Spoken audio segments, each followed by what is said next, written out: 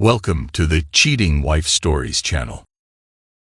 Rose Valley, a small town, is home to the Maple Grove Mills, a specialty supplier of natural, organic, and heirloom grain-based products. Founded in the early 1900s, the mills were handed down through 3 generations of the Maple Grove family before becoming an employee-owned company in 1996. At the beginning of the 21st century, the Maple Grove Mills employed 5,000 people, providing a majority of Rose Valley's jobs, with the rest of the town's economy mostly supported by the income from those jobs. My name is Roger Richardson, and Rose Valley is where I was born and raised. You may have noticed that I didn't say it's my home, or my hometown, or any of the other things people say when they talk about places they live, or used to live, and have warm feelings of love or nostalgia for. And therein lies my story. My older brother Jeff and I weren't officially considered mill kids because our parents weren't employees of the Maple Grove Mills. Mom and Dad owned and operated, and Mom still owns and operates, Richardson's Garden, the town's only Chinese restaurant, across the street and a block south from City Hall. Richardson's Garden was opened in 1947 by our grandparents. Grandpa was the scion of a successful Portland restaurant family, and after he returned from service in World War I, he and my grandmother were ready to open their own place. Rather than start yet another restaurant in Portland's Chinatown, they chose Rose Valley. Why here? Because the town didn't have a Chinese restaurant, and with his fellow servicemen coming home from the Pacific Theater after being exposed to the cuisines of places like Japan, China, the Philippines, etc., Grandpa saw an opportunity outside the big city. At first, the restaurant was called Richardson's Chinese and American. Grandma and Grandpa bought a downtown coffee shop from Fred and Mary Peterson, an elderly couple ready to retire, and added a selection of Cantonese dishes to the Petersons' existing menu.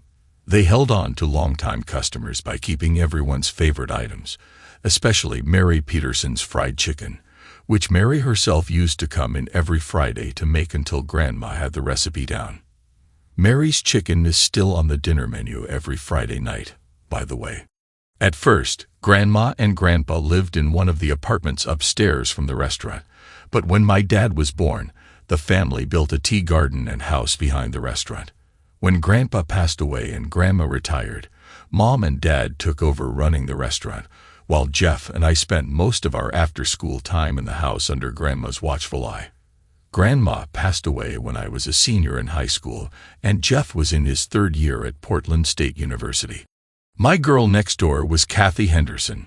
Her father, Pete, was a deputy with the county sheriff, and her mother, Nancy, supplemented Pete's salary by working a few hours a day at Richardson's Garden. The Hendersons actually lived next door to our grandparents' house. Not the restaurant, but since Jeff and I were at the house most afternoons after school, and all day on weekends, close enough, when I was 8 and Kathy was starting the 1st grade, our parents assigned Jeff and me to walk her to and from school. One day when she got home, she told her mother, "I'm going to marry Roger when I grow up."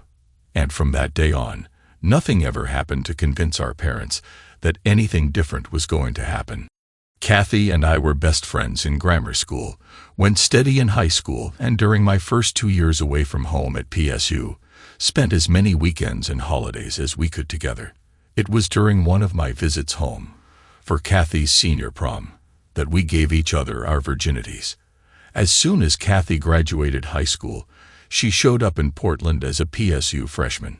In June of 2001, Jeff passed the Oregon bar. Kathy received her bachelor's in accounting. I added an MBA to the bachelor's in mechanical engineering I had received 2 years earlier, and we all came home to Rose Valley to begin our new jobs. Jeff became an associate to a local general practice attorney. Kathy signed on as a junior accountant in the Maple Grove Finance Department, and I went to work as an engineer in the Maple Grove Operations Department, which managed the company's production, quality control, packaging, and distribution.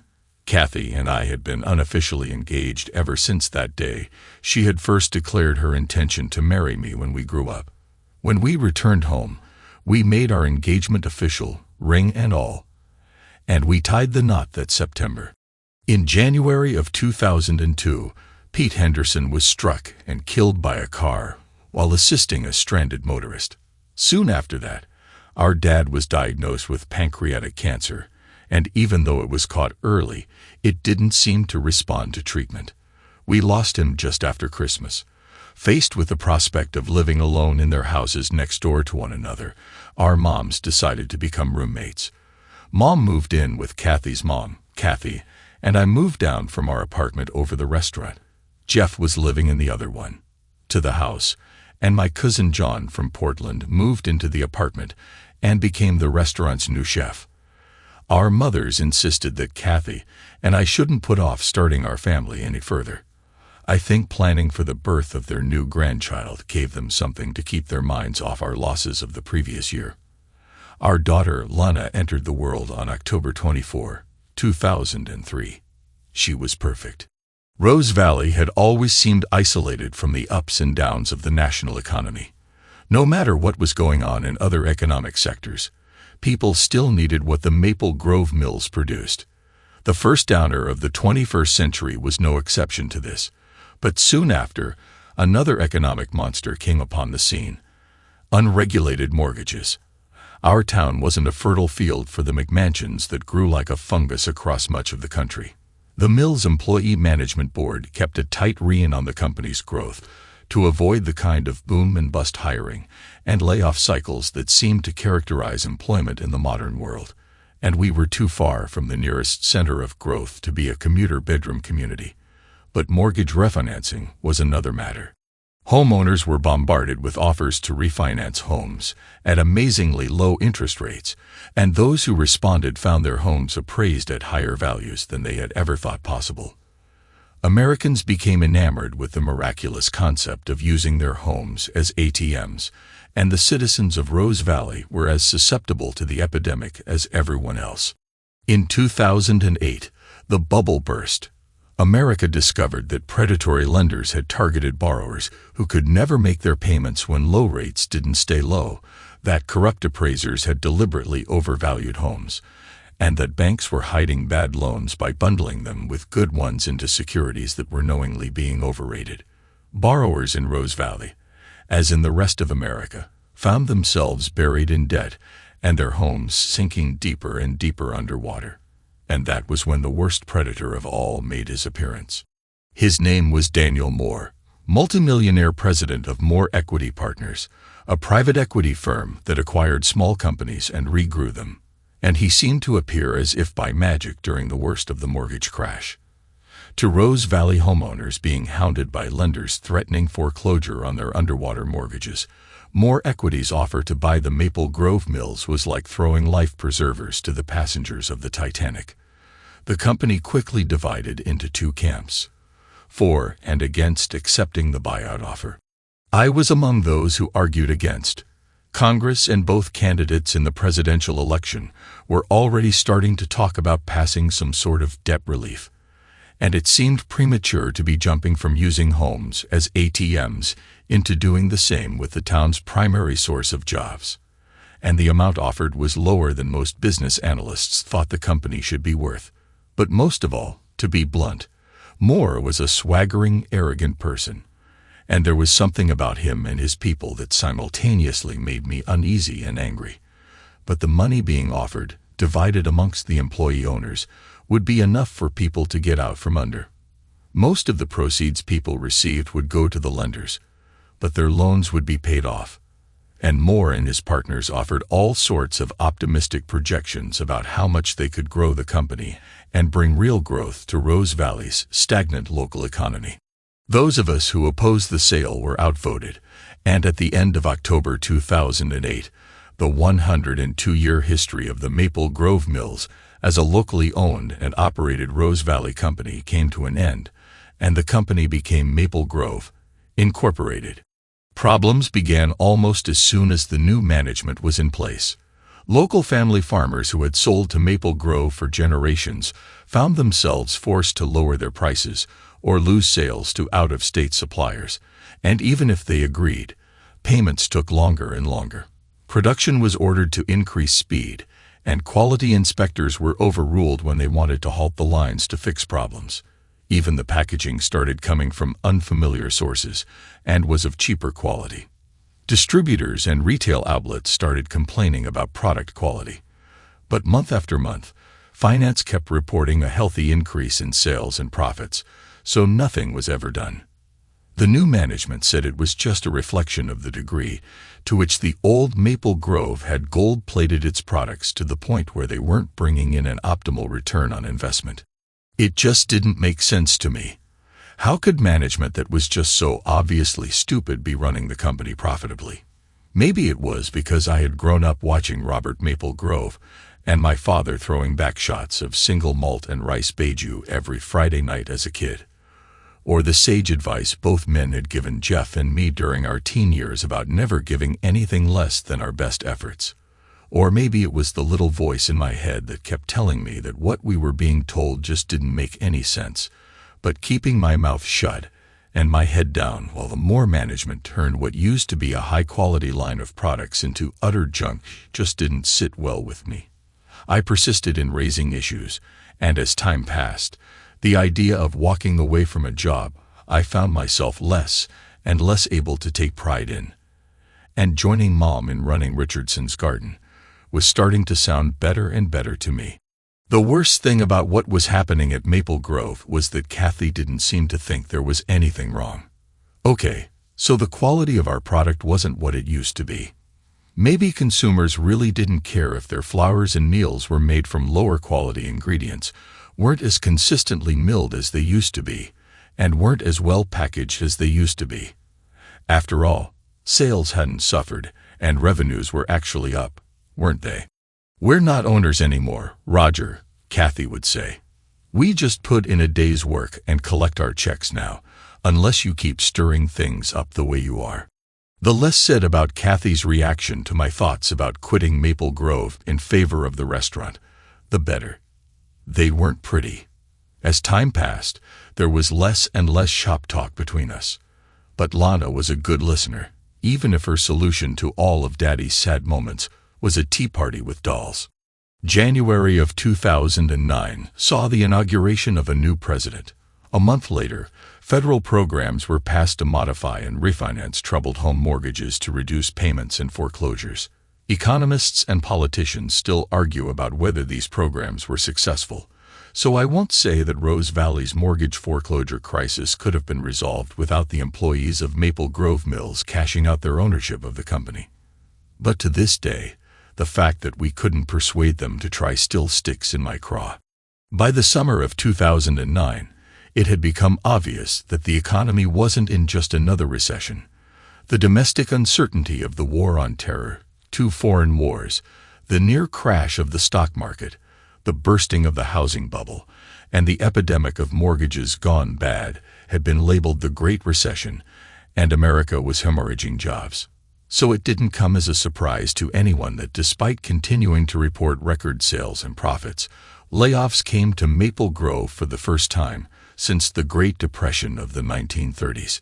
There was a lot of big talk from management about how the reductions would, hopefully, not be long-term and about severance benefits, but it did not go unnoticed that the 30% or so of Maple Grove's employees who lost their jobs consisted almost exclusively of those who had voted against the sell-off to more equity partners the year before and shown reluctance to go along to get along with the new management. "So you'll get your wish about becoming kitchen help after all," Kathy sneered as we waited for my turn at the guillotine. Her tone was anything but sympathetic. If anything, it was mocking. I let it pass. There was just no point in another of those exchanges. My time was better spent with Lana and her dolls. By the time my call from HR came, I was ready to leave. "Never mind the separation benefits speech, Sharon," I told the HR manager as I walked into her office. "I'm not going to sign the non-disclosure agreement or the release of claims waiver. Just hand me the state-mandated checks for my last week and my unused vacation, and get my COBRA forms into the mail, and I'll be on my way." "I'm sorry, Roger," Sharon said sadly. Sharon Metcalf had been Maple Grove's HR manager since before I had joined the company. a usually smiling woman about my mom's age. She was the company's unofficial den mother, and like me, had voted against the Moore buyout. I had no doubt that she felt just as bad about what was happening to the company as I did. But there's a lot I'm supposed to go over with you. Well, what are they going to do to me if I refuse to sit through it? I asked with a shrug. Fire me. Save a place for me on the unemployment line.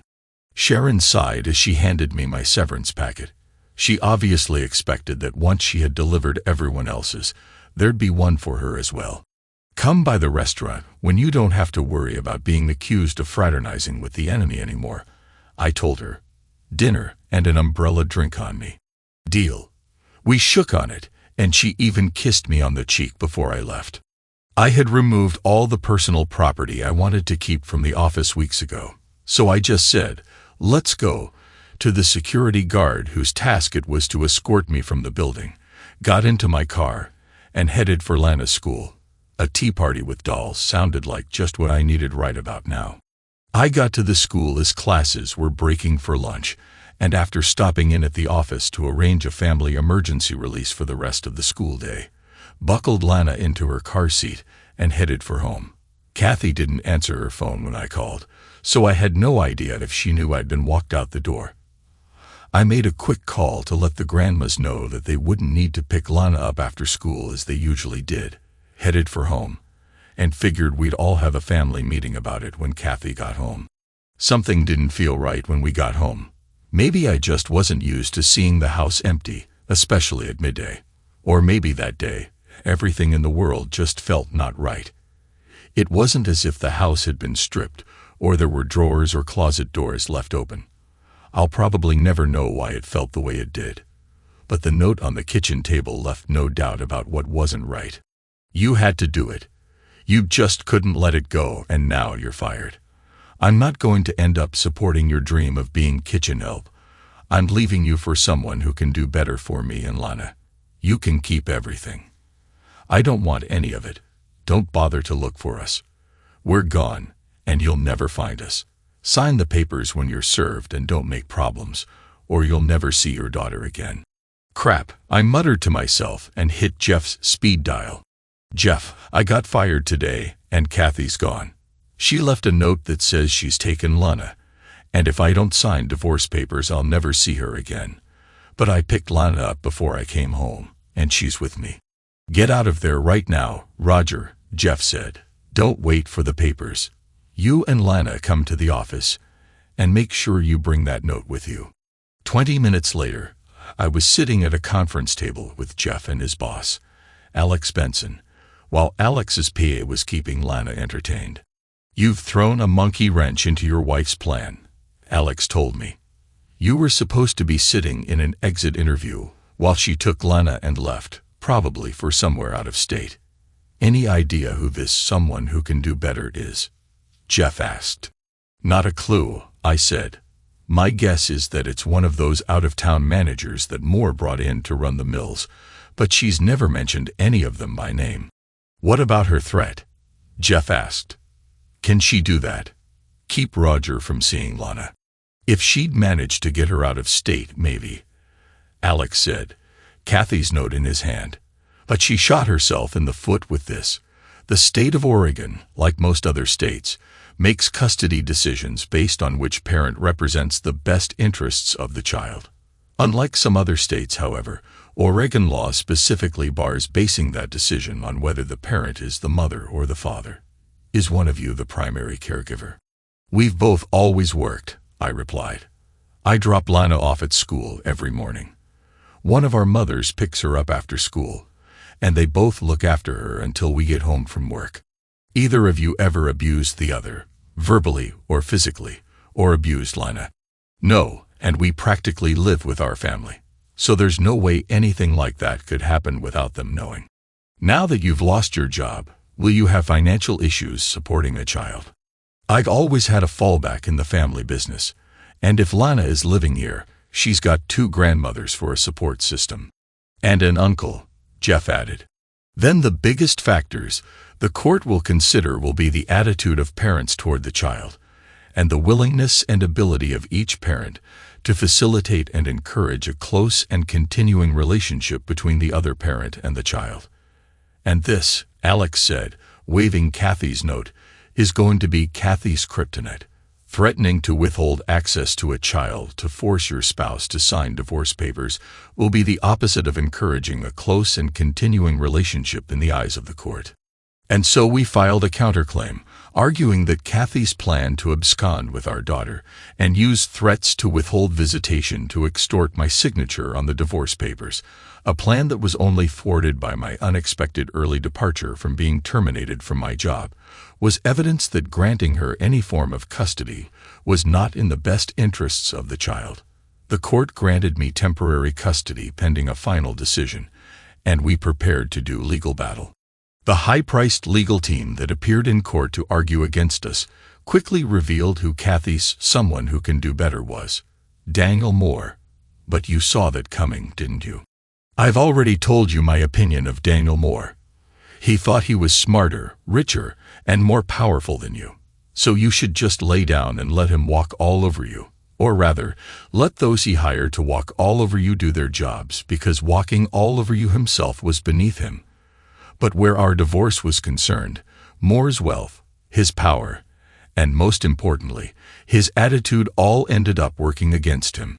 Alex decided that Jeff should take the lead and be my attorney of record, while he served as advisor and took care of the rest of his and Jeff's clients. We'd be two brothers standing together against Moore's school of legal sharks, a pair of Davids against an army of Goliaths. The sight of a half-dozen lawyers in $5,000 suits showing up to try to steamroll over a small-town lawyer representing a newly unemployed husband and father, fighting for the daughter who was all he had left that could be taken from him, rubbed the county judge in the family court the wrong way from day one. The fact that the newly unemployed husband and father was being divorced and sued for custody by a wife who had left him for the wealthy man who had so recently made the husband and father unemployed and was paying for the half-dozen lawyers in $5,000 suits did nothing to relieve that first impression. When the mother of the wife who had left the newly unemployed husband and father angrily declared to the court that she would be happy to help her son-in-law care for her granddaughter, but wanted nothing to do with her own daughter, some of those lawyers in $5,000 suits started to look nervous. And when copies of the wife's "Screw You, Loser Kitchen Help farewell note threatening to keep the husband and father her lover had made newly unemployed from ever seeing his daughter again were distributed in court, the half-dozen lawyers in $5,000 suits looked as if they'd rather be anywhere else but in that county judge's family court. Ultimately, the judge took Kathy's note at face value. She ruled that Kathy had relinquished all claim to our marital assets, not that there were all that many marital assets to claim. Our house was in my mother's name, as was the family business, so the assets consisted of our cars, IRAs, and the contents of our savings and checking accounts. But most importantly, the judge agreed with Jeff's argument that Kathy's threat was evidence of a negative attitude toward her own child and a clear unwillingness to facilitate and encourage a close and continuing relationship between the other parent and the child. She granted full custody of our daughter to me, allowing Kathy unlimited visitation, but only with court-approved supervision. Kathy stared daggers at me as she left the courtroom, and Moore, who had shown up only on the last day of proceedings, probably expecting to bask in the triumph of my defeat and humiliation, had the shocked look of a hulking bully who had just been beaten by a 98-pound weakling. We closed the restaurant that evening for a private celebration, though I seemed to spend most of the evening hugging a crying Nancy Henderson, thanking her for her support in court and assuring her that I didn't feel that what Kathy had done was in any way her fault. A couple of weeks after our divorce was final, Kathy became the fourth Mrs. Daniel Moore, and the happy couple made their home in Los Angeles. Kathy actually sent her mother a wedding invitation. Nancy's reaction was colorful and became characteristic of their relationship from that point on. Kathy flew back to Oregon in Moore's private jet every week, but her visits with Lana became problematic.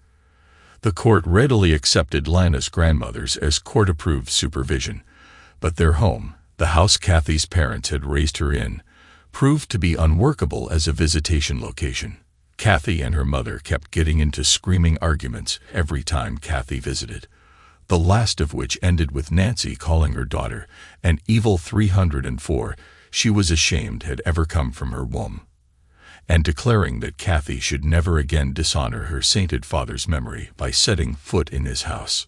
We moved visitations to the restaurant, where we rearranged one of our 2 private dining rooms into a play space.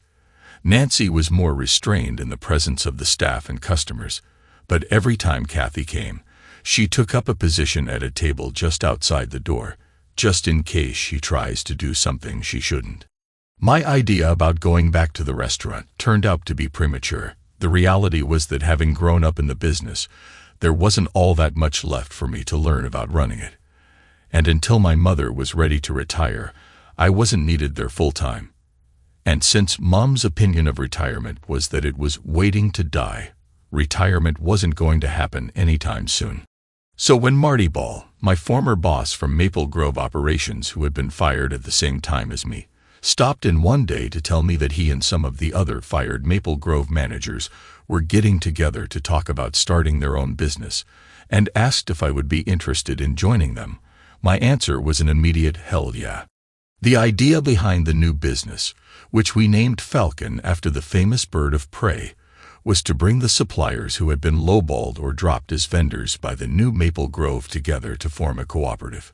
We'd produce a high-quality product and market it to boutique natural food retailers who were increasingly refusing to carry the lower-quality new Maple Grove products. Our foot in the door was that we were the management group from the old Maple Grove they used to have a good business relationship with. Since we didn't have any operations to manage yet, and if we ever did, Marty would manage them, I was tasked to apply my previously untapped MBA to devise a business plan we could present to banks to secure funding and a marketing plan to convince the people we wanted to bring together that we could actually sell what we proposed to produce. That was what I was working on the day the call came. "Roger," Jeff's shouting voice came from my phone when I picked up. "Where are you?" "Meeting in Pendleton," I replied, concerned at his tone. "What's up?" "Kathy tried to take Lana. Nancy tried to stop her. And Nancy and Lana are both in the hospital. It's bad, Roger. You have to get back here." On my way, I shouted and quickly broke up my meeting and ran for my car. I was about 70 miles from home and probably broke every speed limit there was along the quickest route back. As I drove, Jeff brought me up to speed. Kathy had arrived for her visitation as usual, in a big fancy car with a driver, who always waited in the lounge while Kathy was with Lana. But at the end of the visit, Kathy grabbed Lana's arm and started dragging her out the front door. Nancy tried to stop them, but Kathy's driver stepped up and blasted Nancy in the face with pepper spray, and as Nancy started screaming, the two of them exited with Lana in tow. Somehow, despite the searing pain and being nearly blinded by the chemicals in her eyes, Nancy ran after them. When Lana saw her grandma stumble and collapse in the street, she broke free from Kathy's grasp and ran back toward Nancy. The driver of the truck wasn't speeding, talking on his phone, texting, or doing anything else he shouldn't have been doing. But the realities of human reaction time and braking distance meant there was never any chance of swerving or stopping his huge, heavily loaded truck in time. Much later, I would learn that the truck's trailer was boldly emblazoned with the logo of the new Maple Grove Mills. My mother-in-law, Nancy Bridget Henderson, died in the emergency room shortly after I arrived at the hospital. She was 58 years old. My daughter, Lana Richardson, lingered in a coma for 8 days before her tiny body gave up fighting for life. She would have been 7 in another month. I checked out after that. I remember the doctor telling us Lana was gone. The next thing I knew, it was 2 days later, and I was in the restaurant kitchen cutting up a chicken. It should have been disquieting to suddenly find myself with a razor-sharp cleaver in my hand and no memory of how it got there or how I got where I was. But at the time, it just didn't seem to register. Apparently, Mom and Jeff had sort of hovered over me and made sure I didn't do anything to harm myself with sharp things as they waited for me to get hold of myself. I guess I did, but at the cost of not being able to feel much of anything for a very long while. Arrangements were made for 2 more family funerals. I was surprised when I was informed that there were papers recently signed by Nancy naming me as her next of kin for all legal matters and a will leaving everything to Lena and Slash or me, but it was something Chinese that Nancy had picked up from spending so much time working and living with my mom. I had married the daughter of a family with no sons, and Nancy had disowned her daughter for leaving me. So the duty of making Nancy's final arrangements and disposing of her estate fell to me as Nancy's son. I couldn't live in the house anymore. There were just too many memories, and they were all just too raw. I took Jeff's apartment, and he and cousin Jin argued over who should take the house. Jin prevailed by insisting that he had to be close to his kitchen. So Jeff ended up being the one living alone in a 3-bedroom house. Mom was technically living alone in Nancy's house, which was now legally mine. But she was spending most of her time in the restaurant or with me in my apartment and only going back to the house to sleep. Kathy and her driver had been arrested at the scene the day of the accident when the restaurant staff and witnesses on the street told police what they had seen. The DA charged Kathy with custodial interference in the 1st degree and her driver with kidnapping in the 2nd degree for their attempted abduction of Lana. The driver was also charged with assault in the 3rd degree for macing Nancy, all felonies, which enabled the DA to charge them both with 2 counts of felony murder for the deaths of Nancy and Lana. They were both facing mandatory prison sentences as high as 25 years. When the DA had Jeff and Alex appear at their arraignments to provide the judge with information about Kathy's previous threat to take Lana, the fact that Kathy had left me for a multimillionaire from out of state, and that her driver was employed by that same person, both were deemed flight risks and denied bail pending trial. I need to tell you that they probably won't be convicted on these charges, the DA told us, though I certainly think they're guilty of them. The vast majority of cases like this end in plea bargains. I don't suppose there's any chance of tying more to this, Jeff asked. It had to be his money behind it. I doubt it, the DA replied, but we could take a shot at offering them more generous plea bargains if they'll implicate him. If you think you can get them to do that, try, I said, still devoid of emotion. Otherwise, nothing you do can bring Nancy or Lana back, and I don't care. The DA proved to be correct. Neither Kathy nor the driver could implicate Moore, and they eventually entered guilty pleas to 2 counts of 2nd-degree manslaughter. With concurrent sentencing, they'd be eligible for parole after serving the state-mandated minimum sentence of 6 years and 3 months. I chose not to speak or submit a victim statement at either of their sentencing hearings. I've heard that some people feel a sense of satisfaction, justice, or closure when those who have harmed them or those they love are sentenced. I felt nothing. The first months after that were a blur. When I was working, whether in the restaurant or on Falcon business, time seemed to fly by. When I wasn't, it slowed to an interminable crawl. The nights were the worst, and sleep was hard to come by. I finally decided that flying by was better than crawling, and worked as much as I could. I was digging a hole in the tea garden to plant a new shrub when my phone rang. "Hello," said a female voice with an accent. French, I thought. "My name is Sophie Soules. Am I speaking to Mr. Roger Richardson of the Falcon Group?" "Yes, you are," I replied. The name Soules sounded familiar. "I am calling for Mr. Eamon Soules. Mr. Soules would like to meet with you to discuss a partnership opportunity." Eamon Soules, that name I knew. Multi-billionaire Greek shipping magnate. "Well," I said, "I am not really the person you should be speaking to about a partnership with Falcon. We would prefer to discuss this with you first, for personal reasons." "Oh," I said, unable to think of anything that a billionaire Greek shipping magnate would want to talk with me about for personal reasons. There were a few moments of dead air, and then another voice came on the line. "Mr. Richardson, this is Eamon Soules. I believe we have a common interest and may be able to be of assistance to one another. Daniel Moore. Timberline Lodge is situated on the south side of Mount Hood, about 60 miles east of Portland. It was built and furnished by local artisans during the Great Depression under the sponsorship of the Works Progress Administration and dedicated on September 28, 1937, by President Franklin D. Roosevelt. The lodge is a National Historic Landmark within the Mount Hood National Forest. If you saw Jack Nicholson in Asterisk, The Shining Asterisk, the resort was the exterior of the Overlook Hotel. I checked in 3 days after the call from Eamon Sewells, ostensibly needing to just get away and clear my head of my black cloud of sadness in Rose Valley. I didn't mention to anyone that I'd be meeting someone else there. There was a message waiting for me at the front desk inviting me to dinner at one of the luxury condominiums at the nearby lodge at Government Camp, and the lodge's concierge had arranged for someone to drive me there and back. Upon my arrival, I was greeted by Eamon Sewells, a dapper-looking elderly gentleman.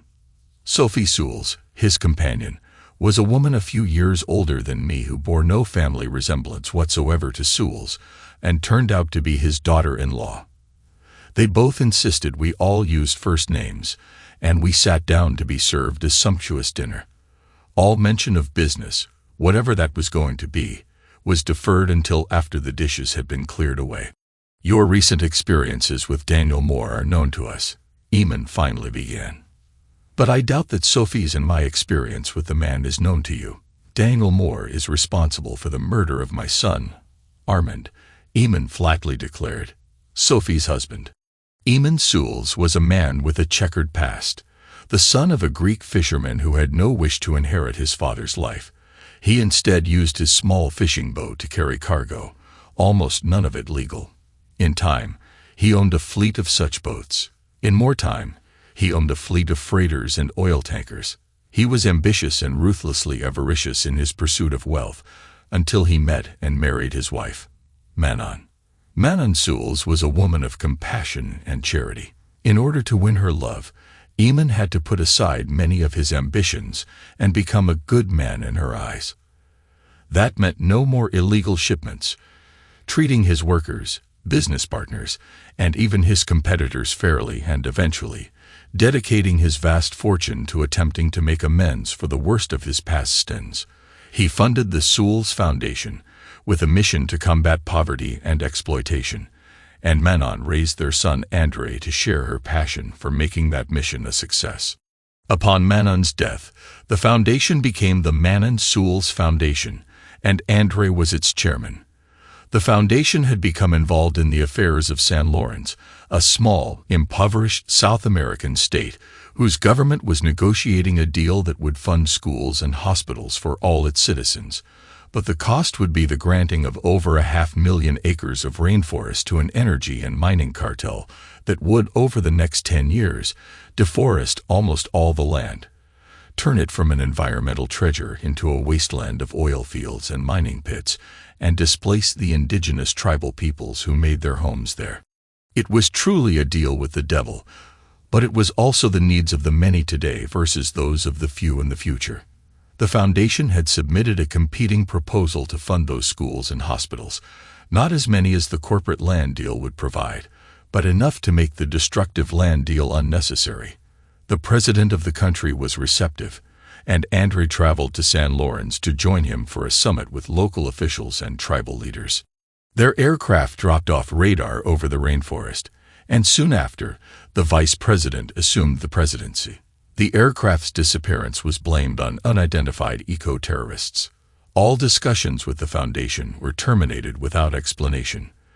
The deal with the cartel was rushed through, and another rainforest was promptly signed away into oblivion. The funder of the energy and mining cartel. More equity partners. You saw that coming too, didn't you? You believe that Daniel Moore assassinated the president of San Lawrence and murdered your son. I certainly had a low opinion of Moore, but this was far beyond my imaginings. I believe the vice president of San Lawrence was the person directly responsible, Eamon replied, but Moore's money was the prize that motivated him. I nodded as I recalled what Jeff had said to our county DA about Moore and the deaths of my daughter and mother-in-law. It had to be his money behind it. I was enraged, Eamon continued. I wanted to crush the life out of all of them. I considered making calls to people I know. His eyes seemed to become lifeless, and I recognized that look. I had seen it a lot in mirrors in recent months. But my Manon would not have approved. My Andre would not have approved. And I would not have approved, Sophie added. Sophie made it clear that she would not have Andre's memory sullied by violence, Eamon explained, nor would she allow her children to be near anyone who would do so. He reached into a pocket and handed me a photograph of a boy and a girl both about my Lana's age. Little Eamon and Manon, Eamon told me. Eamon is 5. Manon is 6. If I were to yield to my baser instinct, I have every reason to believe that Sophie might never allow me to see them again. His daughter-in-law said nothing, but the resolute expression on her face told me that that might very well be true. And so we are meeting because, I asked. I had not the slightest concept of where this conversation was going, since, if anything, I had less power to act than they did. Sophie has accepted that I must do something, Eamon explained. But she has insisted that any action I take must be within the law and may not harm innocents. Ideally, Sophie added, I should like it to be something that might serve as a memorial to my Andre, and perhaps it might also do the same for your loved ones. She handed me a folder with what appeared to be news clippings in it. What Moore is doing to your previous employer is only the most recent of his ventures, she said. The clippings in Sophie's folder told the story of a commercial baker in Illinois, acquired by Moore Equity Partners 6 years ago for $50 million. It had enjoyed unprecedented growth for 3 years that had Moore and his partners on the covers of *Forbes* and *Money*, being hailed as regrowth geniuses, but then had suddenly gone into a massive decline along with the rest of the U.S. economy. It would soon default on its debts, and its assets would be sold for whatever its creditors could recover. More than 300 workers would be rendered jobless just in time for Thanksgiving. There are 2 other companies in condition somewhere between this company's and your Maple Grove mills, Sophie added. Enough to suggest a pattern, do you not think? I could see what they were suggesting. Acquire a small company, grow it fast, drain it dry, and then walk away, leaving its workers adrift, and, well, out of luck. Anything illegal happening here? I asked. We suspect that the company's early growth was falsified to overvalue assets that could be used to secure loans, Eamon replied. Moore purged the company's finance group shortly after acquiring it and installed his own. But that is conjecture on our part. When the company went under, Moore's people wiped all the company's financial data as they left. So there is no proof. This has already been made public, I observed. The news clippings made that obvious, so you couldn't be thinking that you'd be embarrassing Moore by revealing it. Your idea is to rescue the companies and their employees, Sophie said. More precisely, Eamon corrected, for you to rescue the companies and their employees. Eamon's idea was for someone to step forward, save the company Moore had destroyed, and with words and actions that were diametrically opposed to everything Daniel Moore said and did, go head-to-head against him and spectacularly prove that all his pronouncements about what made a business successful in today's economy were dead wrong by outperforming every venture he was involved in. Eamon and Sophie couldn't do it publicly, either as individuals or through their business or foundation. It would just look like super rich people playing games with companies. But having it be someone who had already taken Moore on and won, for example in a divorce and child custody case that had pitted a small-town David against a half-dozen of Moore's legal Goliaths in $5,000 suits, would get people's attention. You're assuming that we can actually succeed at this. You and your associates are already assuming that a new business producing quality products with integrity can succeed in the shadow of one that no longer does, Eamon pointed out. Otherwise, you would not be attempting to start one. What we are proposing is to provide you the necessary resources to do this using the assets and the workers of a previously existing one. And if we're wrong, and the company loses money again, it will have the opposite effect to what you want, I observed. The company will not lose money, Eamon replied. We will ensure that it does not. Isn't that what Moore did? I asked pointedly, faking the profits. No, Sophie said. We will not be faking profits. The money will really be there. For how long? As long as it takes to destroy Moore's credibility, Eamon promised, and for you and your associates to have every opportunity to prove your business principles. And this is acceptable to you? I asked Sophie, remembering the moral restrictions she had put on Eamon. We would do nothing illegal, and no innocent people will suffer because of what we do, Eamon pointed out. Investors underwriting business ventures that may not succeed is a common practice, though admittedly we will be taking it to absurd lengths. Even if you eventually fail, hundreds of workers will have their lost jobs back for several years, and we will fund a generous, soft landing for them. So yes, it is within the limits Sophie has set. I'll have to lay this out fully for my associates, I finally declared. There can't be anything held back from them. There were 4 of us in the Falcon group. Marty Ball, my former manager in Maple Grove operations, Lucy Armstrong, who used to be Kathy's manager in finance, Dennis McCoy, formerly the Maple Grove technology manager, and me. We hadn't determined yet what my role in the company might be, other than the person writing the business and marketing plans. We had also asked Jeff and Alex to sit in, since it was expected that if we ever did become a real business, they would be handling our legal affairs. We were sitting at the big round table at the back of the restaurant, reviewing copies of the proposal I had brought back with me from Timberline, and trying not to get them stained with soy sauce and chili oil from the working dinner we were sharing. Wow, Marty said. Just wow. Second that, Lucy said. Dennis nodded. He had just taken a bite of one of Jean's new deep-fried creations that I had yet to sample or figure out a cute menu name for. Is this legal? Lucy asked. Not in a publicly traded company, Alex mused. But when you're privately owned, the rules are different. As long as you're not making false claims, especially to lenders or investors, Sewell's is right, it's legal.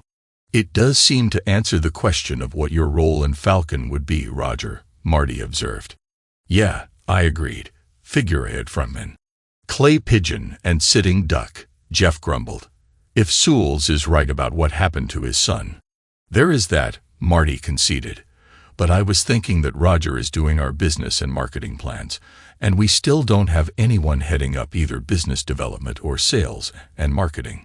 I figured Roger would run both of those, Dennis said with a shrug. At least until we got big enough to need 2 people for them. I mean, he's the one with the MBA. But that was for a startup cooperative. Lucy asked, would it scale up for something like this? This company was like Maple Grove before they were acquired, I pointed out. They already had people in these roles. Suppose some new owner called us and said, come home and help us put Maple Grove back the way it was. Wouldn't we all go back? Saving companies like Maple Grove and the jobs of a lot of people sounds great, Jeff argued. But let's not forget Sewell's real goal here. He wants to ruin Moore's credibility in the business world. You've all experienced what Moore is capable of when people he sees as his peasants do anything more than disagree with him at the office. What's he going to do if this scheme works and he starts seeing the 4 of you as a threat? Especially you, Roger. You're the one Sewell's wants standing in the spotlight, while he keeps himself and his family safe in the shadows. A pall settled over the table. Jeff had left it unsaid, but it was no secret to anyone there that he suspected that what had happened to Lana and Nancy hadn't been entirely accidental, even before hearing about Eamon's son and the president of San Lawrence. I guessed that Jeff was seeing Sewell's as just another wealthy individual looking for people he could use for his own ends. Of course, we said yes. Otherwise, I wouldn't be telling you this story. We did address the concerns that had been raised during that first dinner in a counter-proposal, and the 4 of us, plus Jeff and Alex, made the trek to Mount Hood again to meet with Eamon and Sophie Sewell's to hammer out the details. Falcon Associates was formed as a New Mexico anonymous LLC. Why New Mexico? Because it's the one state where a truly anonymous LLC can be formed, with the identities of the owners not revealed even to the state government. Jeff and Alex would continue to represent Dan, Lucy, Dennis, and me as our personal attorneys, while the New Mexico attorney, an old friend of Alex's who had no other ties to any of us, would serve as corporate counsel. The four of us held 50% of the LLC, while Eamon and Sophie held the other 50%, ensuring that neither we nor they held a controlling majority, and the four of us signed a mutual agreement that we would not vote on anything unless we could do it as a unified block.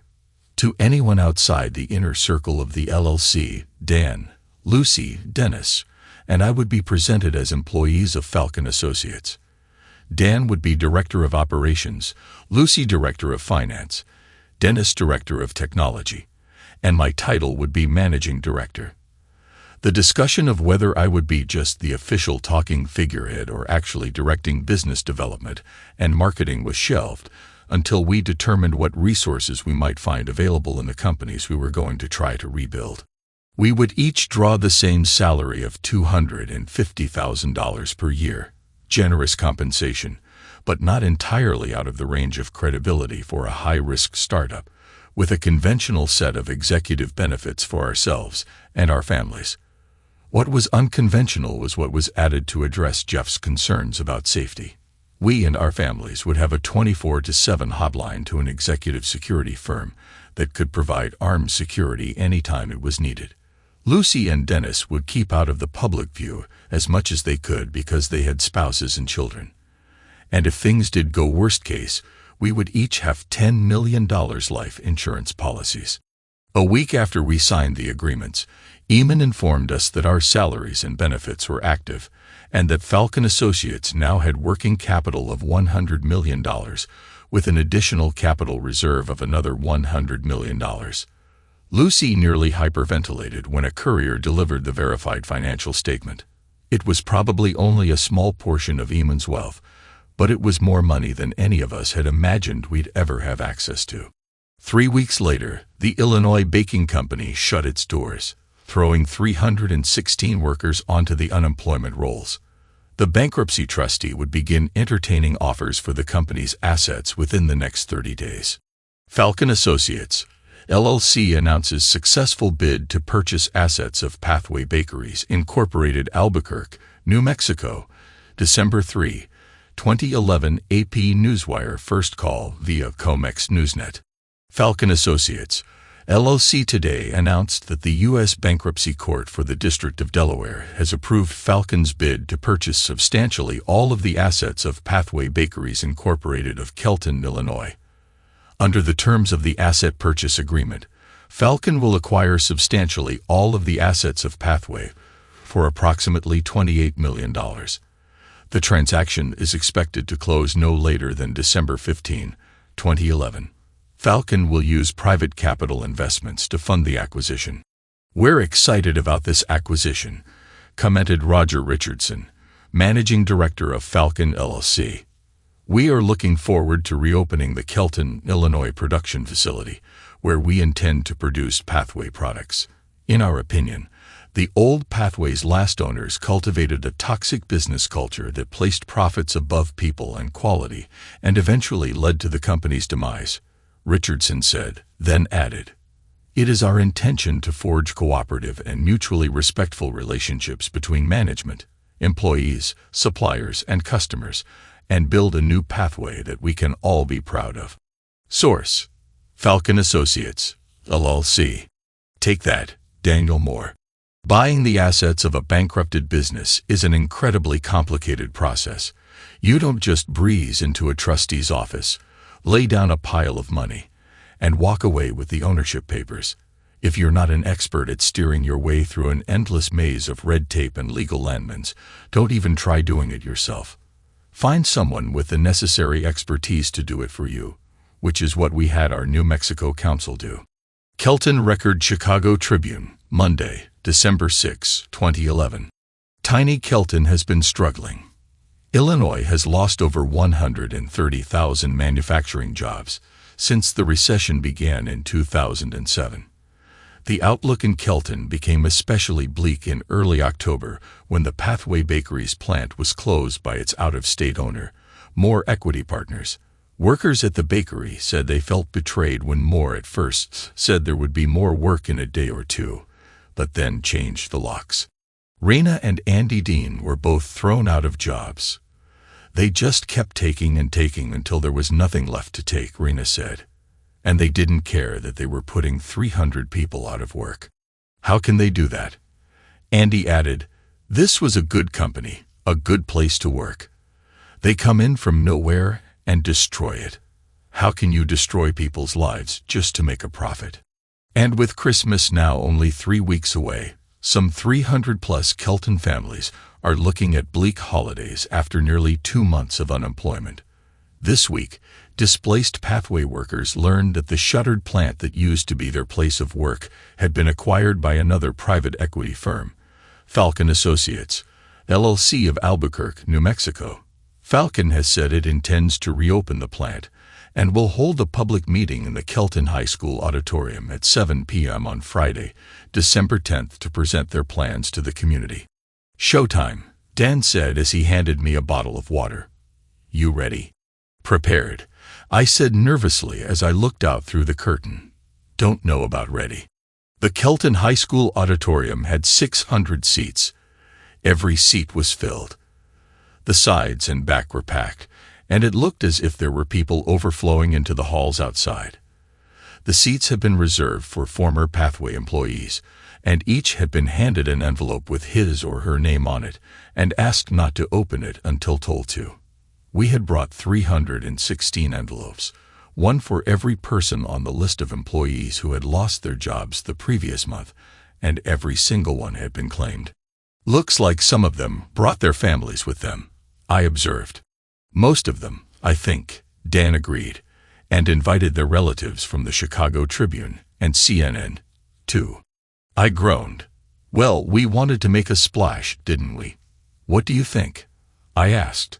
Go out through the curtain or walk on from the side of the stage?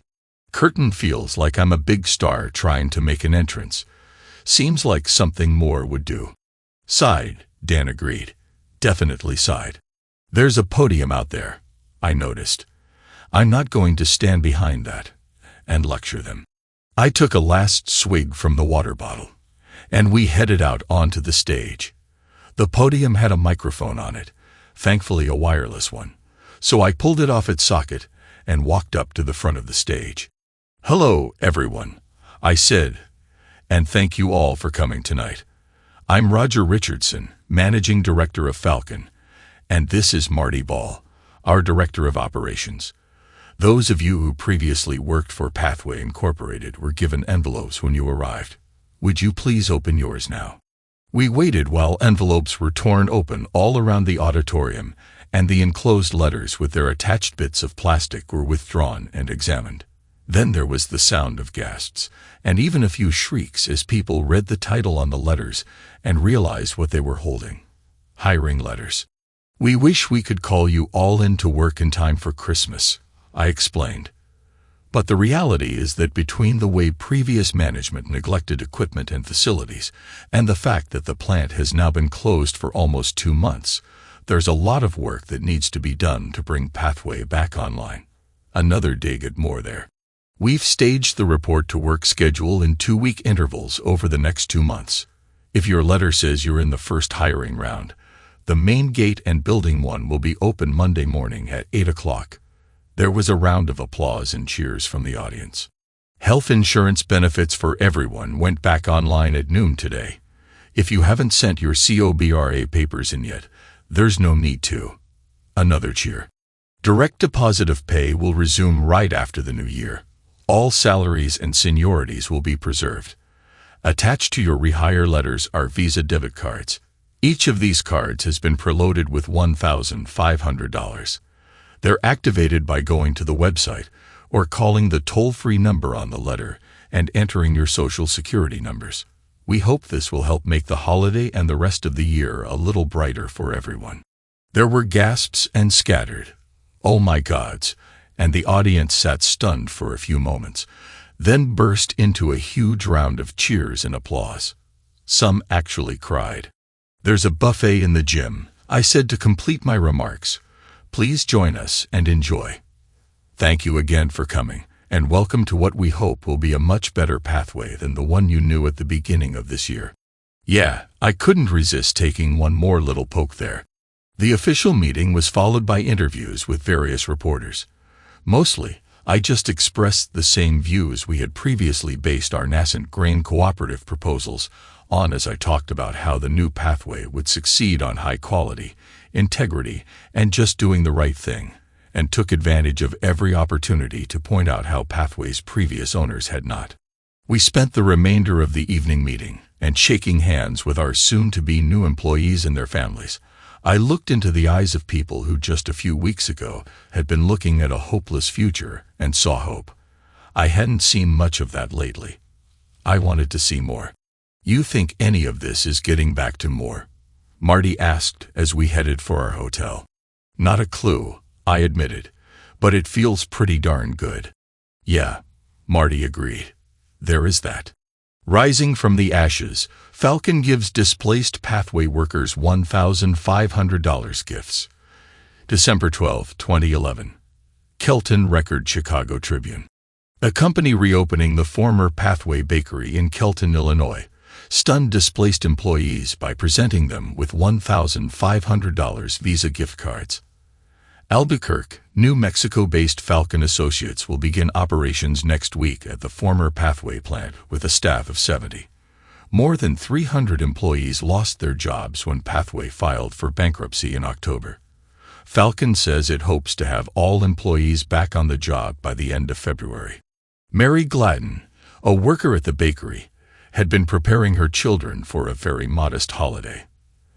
They said they understood. Gladden recalls, "You always want to give them more. But I didn't think I would be able to. Now she can." I was crying. Gladden says of the gift, "Who are these people? They don't know me. They don't know any of the Pathway people. And they come and do this." Each former Pathway employee received a gift card at a meeting Friday at the Kelton High School.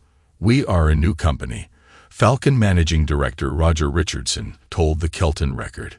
"We don't have a history people just can look up. These are the folks we are depending on for our future success. They suffered a lot under the old Pathways owners, and we want them to know that we are not the same as the people who did that to them." Falcon Associates, LLC's debut in the business world, made a splash nationwide when it was picked up by AP and Reuters.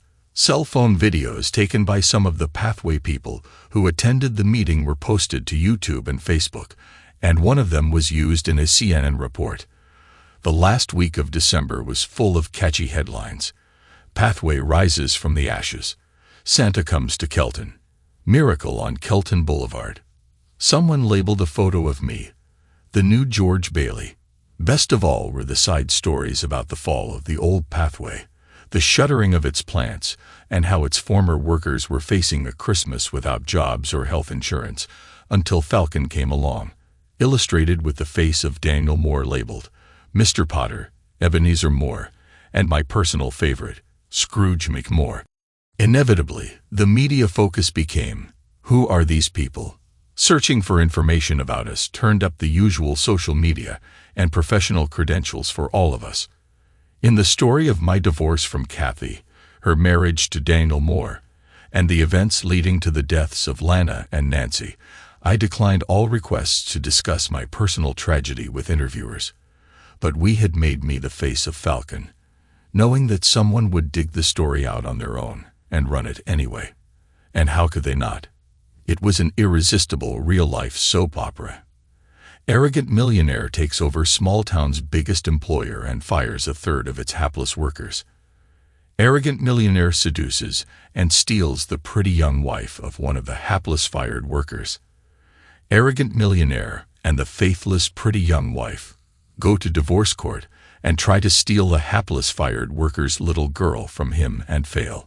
Their army of high-priced lawyers in $5,000 suits defeated by a small-town country lawyer who is the fiercely protective older brother of the hapless fired worker. The faithless pretty young ex-wife of the hapless fired worker tries to kidnap their little girl and ends up getting both her daughter and her own mother killed. Run down by one of her new husband's trucks, a lumbering symbol of the wealthy running roughshod over the little people who stand in the path of what they covet.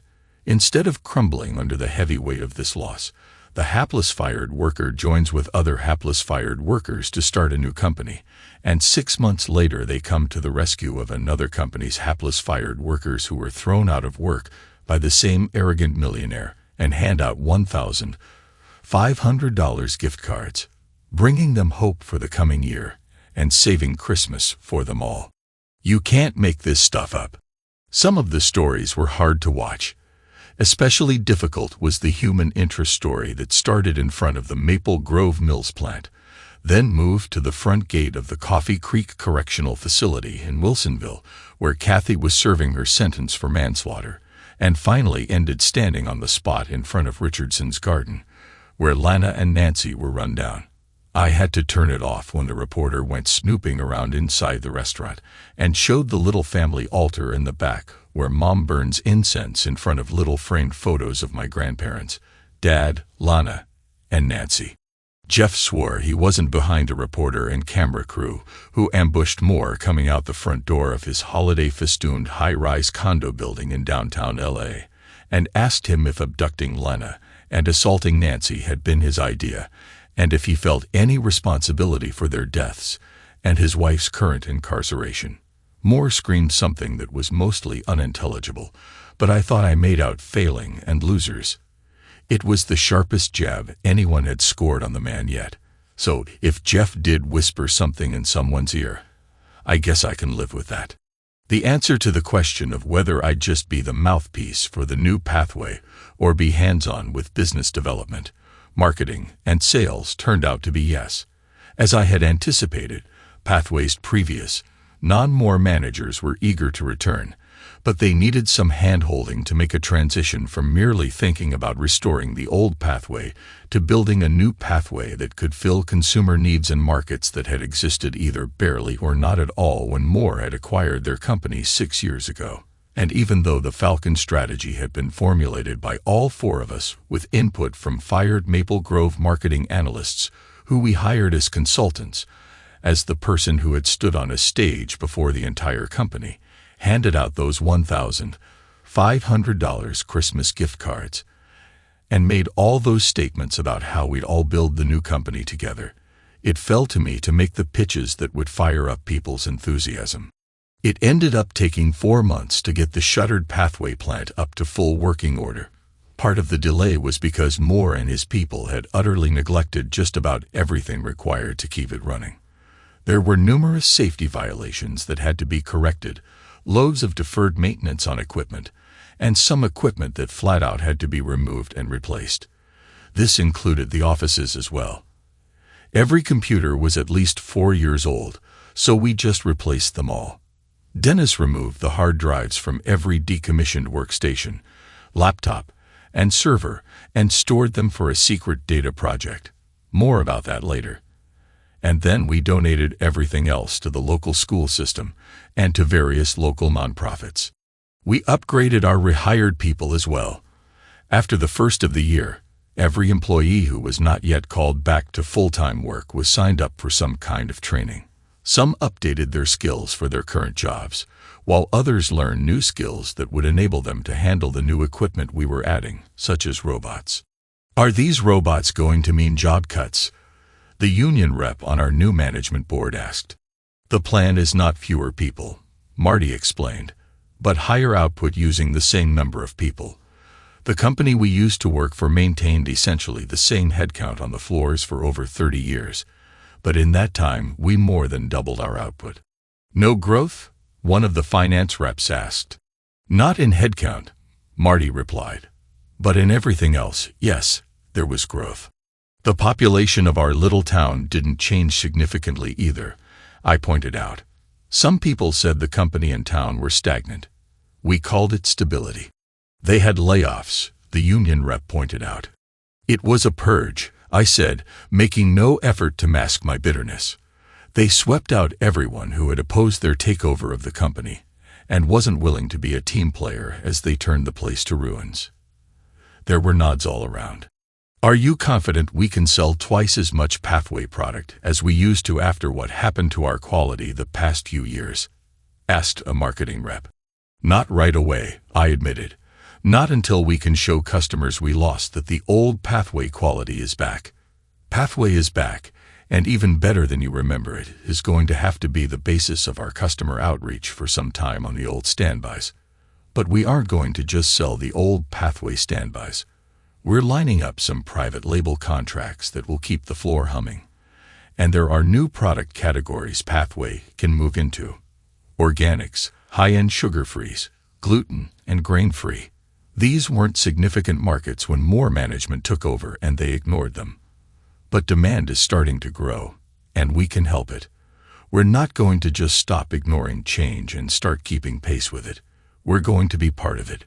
If you follow this business, you probably already know that the U.S. market for gluten-free products grew more than 60% during the 4 years that followed this conversation.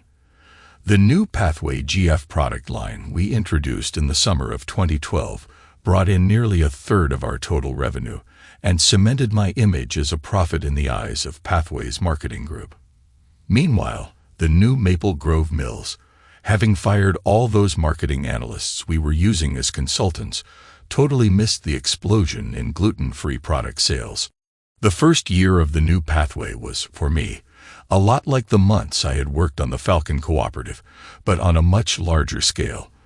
Instead of driving all over Oregon and southern Washington developing new relationships with suppliers, distributors, and retailers, which I maintained as we added them to Pathway's list of potential business partners, I was flying all over the U.S. to work on both new and renewed relationships for Pathway. In many cases, the renewals were with businesses the old Pathway had alienated with poor quality products, late shipments, short shipments, billings for shipments never delivered, and non-payments for deliveries received. Even though we had rehired Pathway's marketing team and sales reps, everyone, and I do mean everyone, seemed to want to hear Pathway's new managing director personally repeat the promise that the people who had ruined their good relations with old Pathway as they ran the company into the ground were gone for good. And of course, I never missed an opportunity to stress that the old Pathway was more, and our new Pathway was not. My cross-country public relations tour seemed to have a beneficial effect. Before long, our sales reps were reporting rising orders for returning products. We also signed several contracts to produce and package store-branded products that were similar, but not identical, to what we sold under our own brand. You might think that would have us competing with ourselves on grocers' shelves. But since we weren't spending any of our own money to distribute store-branded products, they were shipped to the store chain's main warehouses, and distribution to their retail outlets was their responsibility, or to advertise them. Our net revenue per unit was actually pretty close to that of our own Pathway-branded product. Our business plan was starting to work. We held 2 meetings every quarter. The quarterly Pathway meeting was an all-hands for the entire company, the senior management in the company boardroom, and the rest of the company able to log into a secure web meeting using their employee ID numbers. As a privately held company, Pathway wasn't legally required to conduct such meetings, but we had promised openness, and we delivered. The quarterly Falcon meeting was closed door. Marty, Lucy, Dennis, and I in the boardroom. Eamon, Sophie, and Phil Barnes, our New Mexico corporate counsel on web. Alex and Jeff logged in as well, but generally were silent observers unless they heard something that they needed to weigh in on as our personal attorneys. As the majority shareholder, Eamon should have been our chair, but as he and Sophie had declared themselves silent partners in all matters except those directly related to Daniel Moore, the task of chairing the meetings rotated between the 4 of us who were on site at Pathway. Call to order, Lucy declared. It was our 3rd meeting, the 1-year anniversary of the signing of the Falcon Associates partner agreement, 1 month remaining before the Q4 Pathway meeting, and it was her turn at bat. Move to waive minutes of last meeting, she asked. So moved, I said. Second, Marty added. Objections? There were none. Updates from last meeting. We spent an hour going through our usual list: sales, plant performance and upgrades, employee morale, technology projects, etc. Last item, Lucy said as she hit the key to put her PowerPoint slide on the screen. Financials. There was silence. We were stunned.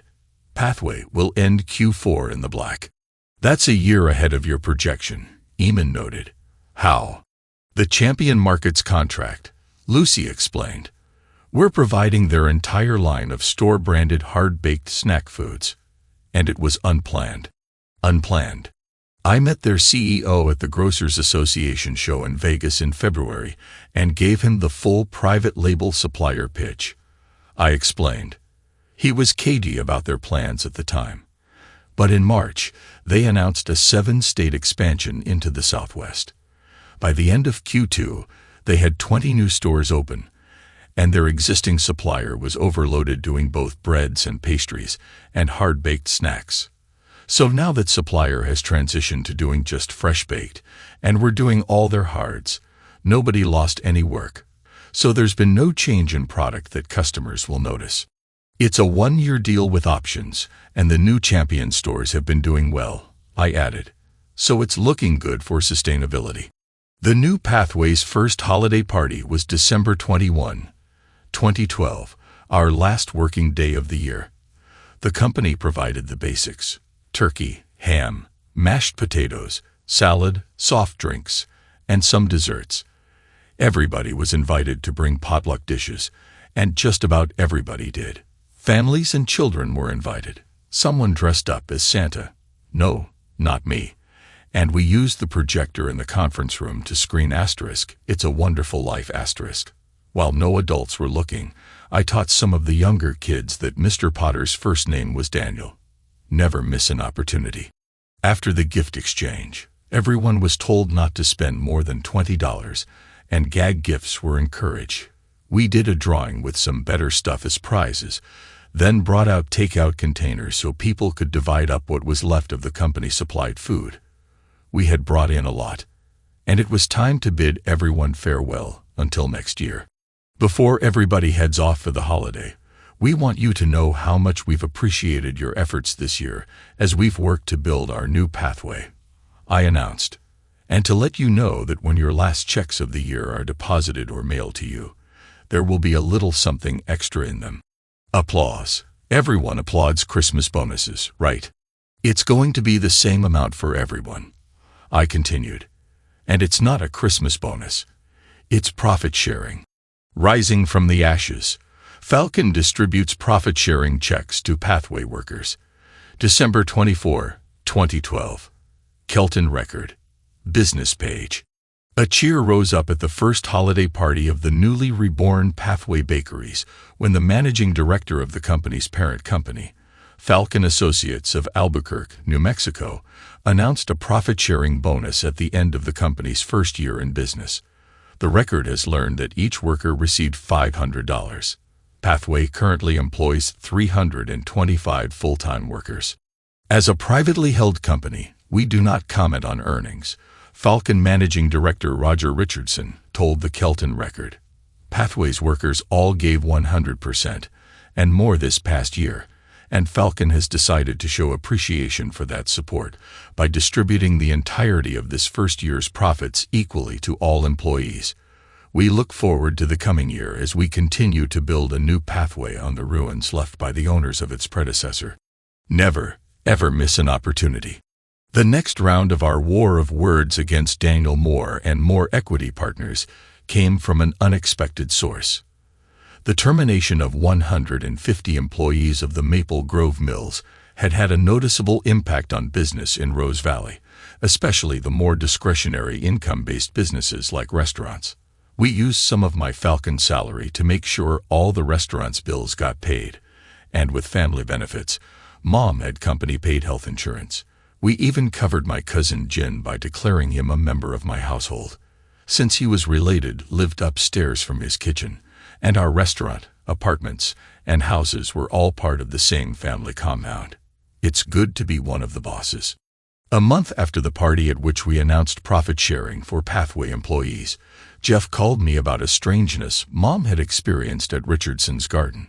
Longtime customers who were still employed at Maple Grove were no longer coming in, but longtime customers who had been fired were, and they were buying a lot more takeout than they used to. It turned out that the fired employees were picking up food for their friends and relatives who were still working at the mills, because mill management had removed Richardson's Garden from the company's list of approved vendors for catering and suggested to employees that there would be repercussions if they continued to patronize the restaurant. Rumor was this had happened in early January and had resulted from an executive meeting in which a screaming, tantrum-throwing Daniel Moore reportedly shouted that he would ruin those chinks. I relayed Mum's discovery to Eamon and Sophie, and Eamon, in his role as the architect of Falcon's Moore strategy, called for a teleconference. "I think we're getting to him," I observed. "Yeah," Jeff agreed. "I would not want to unduly frighten anyone," Eamon said. "But if Moore has targeted your mother's business, perhaps it's time to talk about security." Gray Bear Security had a knack for dispatching people with multiple skill sets, and unlike the obvious men in black tights you typically see escorting heads of state or corporate CEOs, they fit right in with their surroundings and became invisible. They didn't just pose as what they appeared to be, they actually were what they appeared to be, with the added dimension of being trained to be very effective bodyguards if the need arose. Richardson's Garden hired a new waiter for the restaurant. He also started driving for Mom, so she wouldn't have to waste her time looking for parking. He was a polite fellow by the name of Duke, pronounced Duke, Lee, no relation to us, who was actually several years older than he appeared to be, and was a retired Navy Chief Petty Officer with experience running the galley on a nuclear attack submarine. According to Mom, Duke was a very good waiter and driver. He moved into a spare room in Mom's house, so he'd be there if she fell and couldn't get up. Eamon made some phone calls, and a TV chef whose show traveled the country visiting eateries in small-town America came to Rose Valley. He made stops at the local breakfast house, the craft brewery, the artisan baker whose praise of the stone ground flour he used led to a visit to its source, a historic grist mill across the Columbia River in Washington. The TV crew made a point of showing the chef driving past the Maple Grove Mills but not going there. And of course, Richardson's Garden. Mom and Jin pulled out all the stops and wowed their visitor with exotic selections from the secret Chinese menu that she and Jin created just in time for the shoot. The show made Richardson's Garden a minor gourmet dining destination, and the out-of-towner traffic made up for a lot of the business lost due to the Maple Grove purge.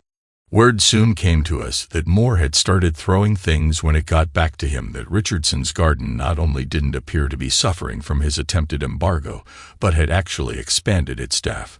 Alex and Jeff hired a new paralegal for their office, a deputy from another county who was laid off when its voters chose not to approve a bond, and was working security while studying law part-time. The company had tuition benefits. She was renting a room in the home of Alex and his wife Chris, who were empty nesters, and she and Alex drove to and from work together, stopping along the way to pick up or drop off Jeff to save on gas. Marty, Lucy, and Dennis decided to forego full-time security in the absence of overt signs of danger, but a new person was added to the Pathway Security Department and assigned to a station near the executive offices. The Armstrong and McCoy families hired a nanny who split her workday between the two families and drove all their children to and from school because of how busy Lucy and Dennis were working out of their homes. And I hired an executive assistant. Rebecca Sullivan was a former Navy Inco who had been assigned to Naval Station Norfolk when a superior officer started making inappropriate advances. She attempted to deal with the situation through channels, and he attempted to put her in her place. She had put him in his place, which turned out to be a bed in the Naval Medical Center in Portsmouth. There was talk of a court-martial for assaulting a superior officer, which led to talk of press conferences and lawsuits for harassment and attempted assault, which led to 2 discharges. Hers had been honorable, his somewhat less than. Her slightly evil look of satisfaction when she recounted her story to Marty and me told us that we had similar attitudes about people who try to abuse positions of power. "She's perfect for you," Marty told me after we had handed Rebecca off to Maureen, the executive admin we had been sharing since the Pathway takeover. Did you see her eyes when she talked about putting that brass jerk on his back? That's exactly how you look when you talk about more. I had never had either a bodyguard or an executive assistant before, and didn't have the faintest idea what would constitute one who was perfect for me. But everyone who dealt with Rebecca was impressed by the way she handled the executive assistant part of her job. I wasn't especially eager to find out how good a bodyguard she was. Rebecca and Dave Simpson, the new executive office guard, each moved into one-bedroom condos, which they said were more than enough for their needs, in the same complex where Marty and I were each leasing a two-bedroom unit.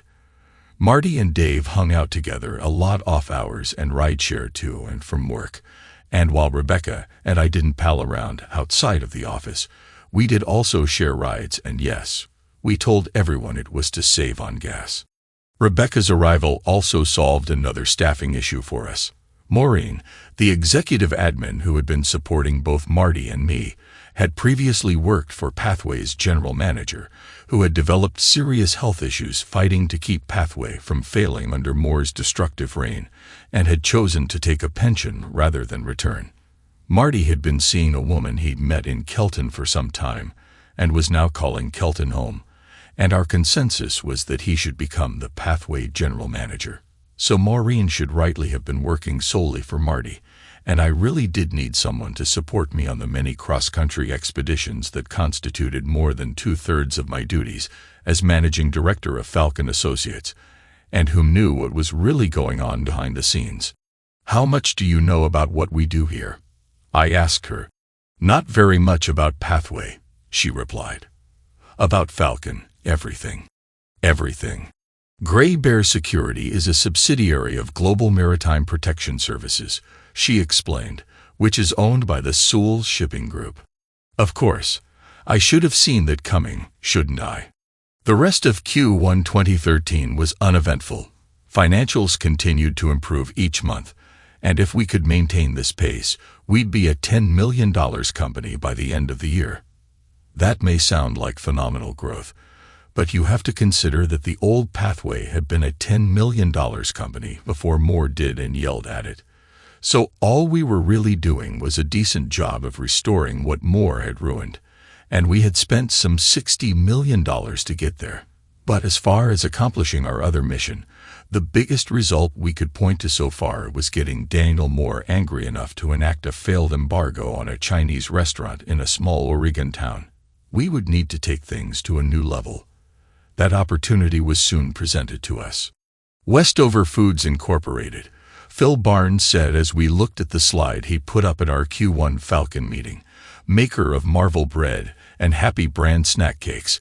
Its management has been sucking money out of it while staving off bankruptcy, mostly by squeezing concessions out of their employee union in exchange for promising to maintain the pension fund. This month, they reneged on the pension fund, which violates their contract.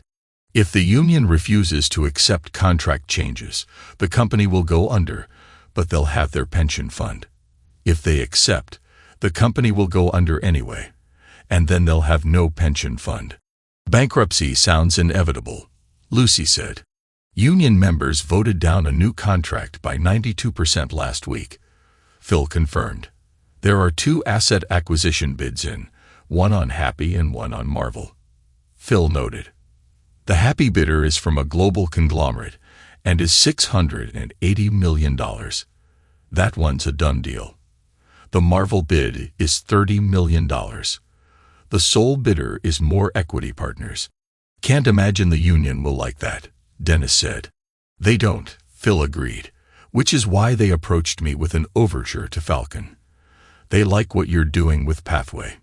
If you do the same with Marvel, they'll make significant concessions on compensation until the new company's on its feet. And they'll have their pension fund money from Westover," Lucy added.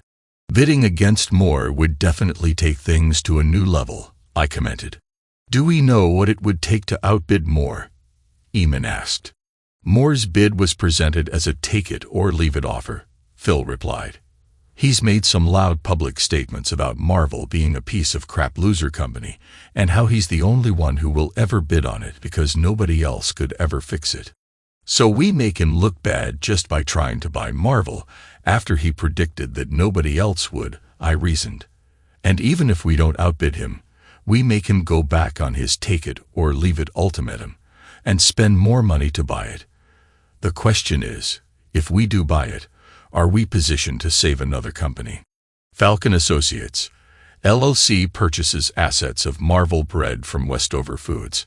Albuquerque, New Mexico, April 9, 2013 Food Business News. Falcon Associates, LLC.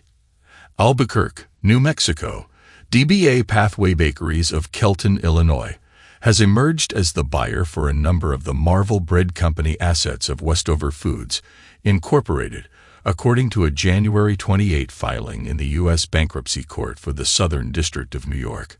Under the agreement, Falcon will pay $43.85 million in cash for the Marvel Bread Company's Marvel, Pioneer Trail, Montana Heritage, and Psycha Sordo brands, 4 baking plants, 11 depots, and other assets. The 5 baking plants are located in Portland, Oregon, Spokane, Washington, Billings, Montana, and Anchorage, Alaska. The 11 depots are located in Portland, Oregon, Haven, Idaho Falls, Montpelier, Pocatello, and Twin Falls, Idaho, Billings, Montana, Bismarck, North Dakota, and Spokane, Everett, and Tacoma, Washington. The acquisition of Westover Foods' Marvel Bread Company assets will enable us to expand the distribution of Pathway Bakeries brand products into the Pacific Northwest and to add new lines of fresh-baked products to the existing Pathway family of products and expand their current Northwest distribution to the Midwest region. Falcon Managing Director Roger Richardson told Food Business News, "We welcome the employees of Marvel Bread to Falcon." A week after the Q1 Pathway meeting, we flew into Portland to conduct the first all-employee meeting of the new Marvel Bread. Gray Bear Security made all our travel and hotel arrangements. There was some joking about the legend that certain executives of the Coca-Cola bottling company are not allowed to travel together in order to safeguard the secret Coca-Cola formula. It's not true, by the way. But a limo was more convenient than the 5 of us lugging our own baggage and hoping that a rental car company wouldn't lose our reservation. So when we deplaned and exited the security perimeter at Portland International, we were met by a couple of men in black tights. One of them collected our baggage claim stubs and went off with a skycap to collect our luggage, while the other escorted us to a sinister-looking black SUV that turned out to be rather luxuriously appointed inside. And once we and our bags had been loaded, we were off to our hotel. The Marvel meetings were a different affair from our dramatic Pathway debut. Westover had obtained permission from its bankruptcy court to liquidate assets without having to shut down all its plants, not because they cared a whit about their workers, but because the facilities and equipment would be worth more if maintained in good working order instead of being idled, and the unions had been the one to initiate our involvement in the first place, so they had a pretty good idea what we were going to say to them about the value of quality products and business integrity. They just wanted to look us in the eyes as we said it. Half of Marvel's 430 workers were able to do that in person in a meeting hall in Portland. The other half did it over video conferencing in their workplaces in Alaska, Idaho, Montana, and Washington. We delivered our prepared remarks and handily fielded questions about our current success with Pathway and our plans to have both Marvel and Pathway products being distributed in all the market areas served by both. But I think the thing that confirmed success in my mind was the reaction from the employees when I told them that the 4 of us had grown up in Oregon eating Marvel's Pioneer Trail honey butter bread, and we were going to do everything humanly possible to make sure it never went away. We spent the rest of the day meeting with the department managers of the Portland plant. Then it was back into the air for a whirlwind tour of the Anchorage, Spokane, and Billings plants to meet with their managers and staff. Marty returned to Kelton at the end of the week, and the rest of us flew back to Portland, where we were picked up again by our rolling palace for the trip south to Rose Valley. Lucy and Dennis telecommuted from Rose Valley, flying into Illinois for a few days every couple of weeks to meet with the Pathway managers who reported to them. and were happy to be going home. Me? Not so much. Mom and I talked just about every day over Skype, but my extended time out of state had made me realize that even before Pathway, I had been spending as much time as I could on the road for our grain cooperative startup, because whenever I was in Rose Valley, I started to sink into my memories of all the bad things that had happened there. And every visit back seemed like another plunge into the abyss. My hope for this visit was that bringing my executive assistant and a lot of Marvel-related work with me would keep my mind focused on the present. Spend time with family, work, keep busy. I wondered what Mom's reaction would be when Rebecca insisted on using the second bedroom in my apartment over the restaurant, but I guess Rebecca was sufficiently businesslike that the idea of anything other than business happening never occurred to Mom. Or maybe Mom just decided that after what had happened with Kathy, a new woman sharing my space might just be a good thing. If you and my mother were thinking Rebecca and I were going to end up sleeping together, you were right. But, as the saying goes, it wasn't what you were thinking. I woke up to the unfamiliar feeling of a warm body pressed against mine. I sat up with a start and realized Rebecca was lying next to me. Rebecca. I was under the covers in my underwear. She was on top of the covers, fully dressed in a t-shirt and sweatpants. "Morning," Rebecca said with a yawn. "What are you doing here?" "I heard you cry out during the night," she explained, shaking her head to get her hair out of her face.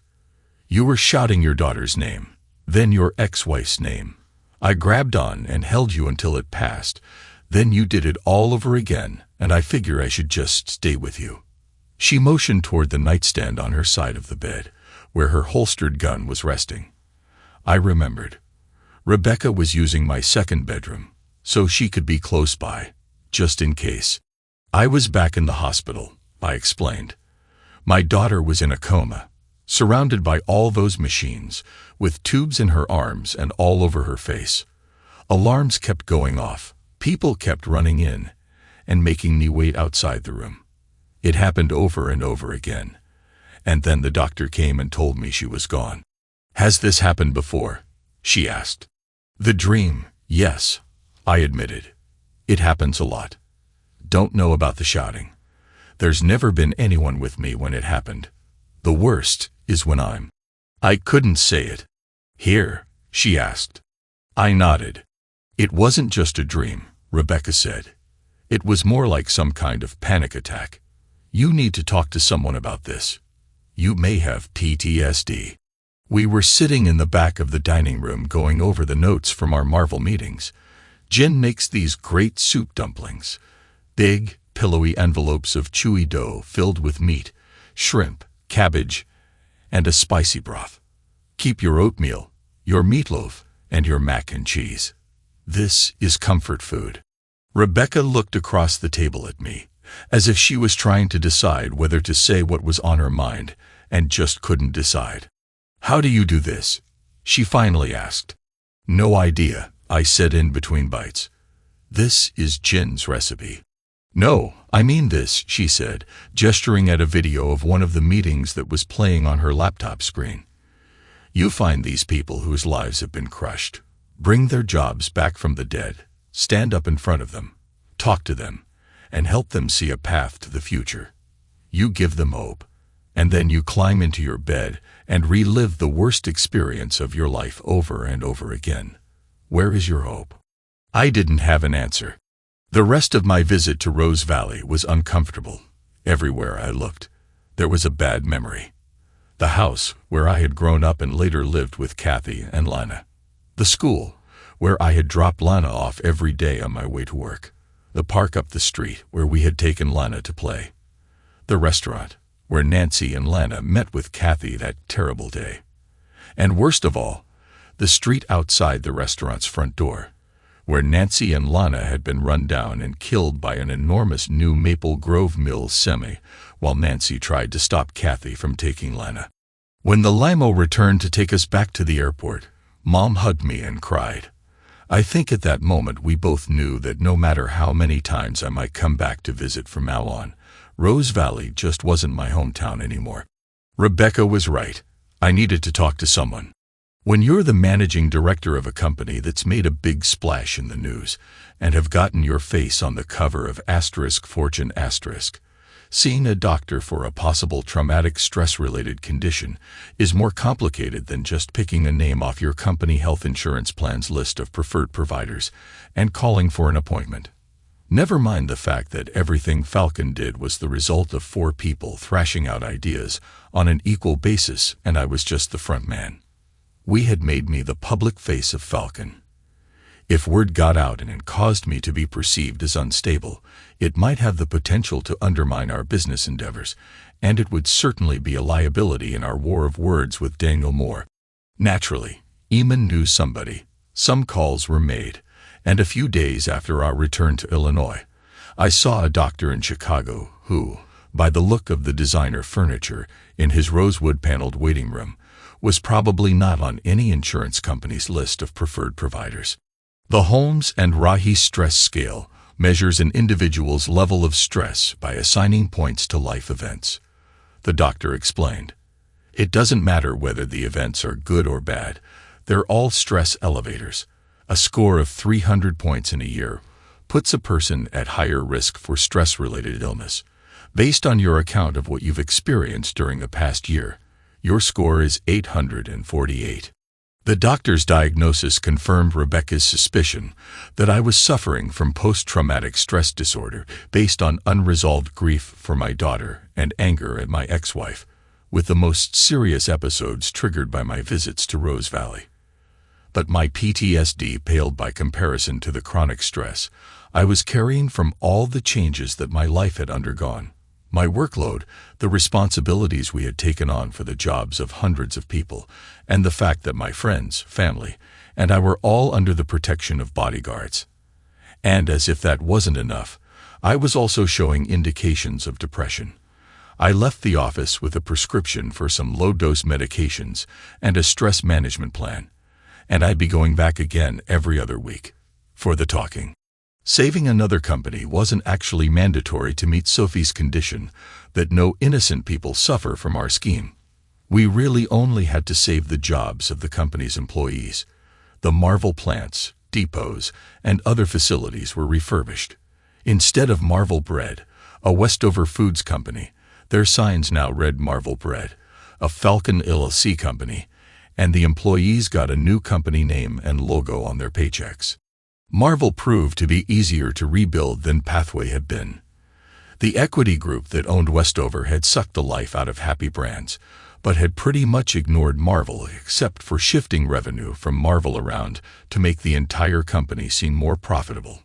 Marvel's regional bread brands didn't have legs when it came to new markets, so we didn't ship much Psycho Sordo to the Midwest. But existing market sales were growing with the population of the Pacific Northwest and mountain regions, and that population was, and still is, growing pretty fast. On the other hand, all the depots we had acquired made it possible to greatly widen the distribution of Pathway brands. We had garnered nationwide publicity from our acquisition of Pathway, and the Christmas gift cards we handed out to its displaced workers, and in addition to the positive TV and business publication coverage, there was a lot of grassroots, support American workers, go out and buy Pathway sentiment on social media. Wholesale orders for that year's Christmas cookies maxed out production the week after Halloween, and we ended up having to put extra shifts on to be able to meet the demand. It was the biggest Christmas Pathway had ever had, even in its pre-Moore days, and the overtime made for very, very happy workers. The concessions the Marvel Workers Union had offered to induce Falcon to buy their company enabled us to bring Pathway workers up to equivalent pay levels after cost of living adjustments. And once we had pay and benefits equalized in all locations, we lifted the Marvel concessions and announced that all Falcon divisions were now in sync. The unions that represented the Marvel/Westover and Pathway employees eventually decided to associate and negotiate with us together. Don't ask me how that happened. The unions did it themselves, and we had no role in it. For our part, we were happy to be able to negotiate one nationwide contract. Marvel Bread combined with my doctor's plan turned out to be good for me.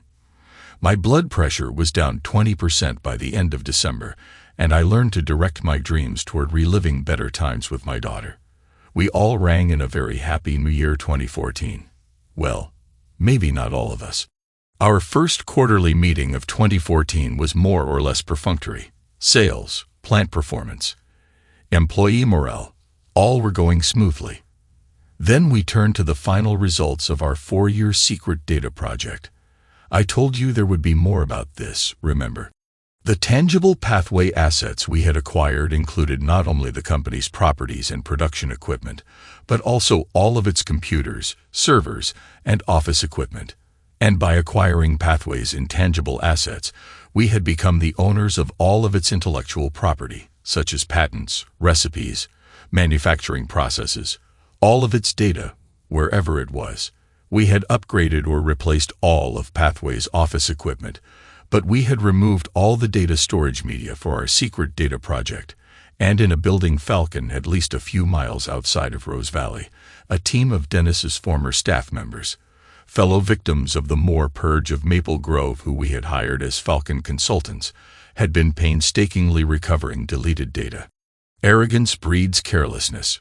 We had all seen how Moore's managers operated when we were at Maple Grove, and we knew they were not as smart as they thought they were.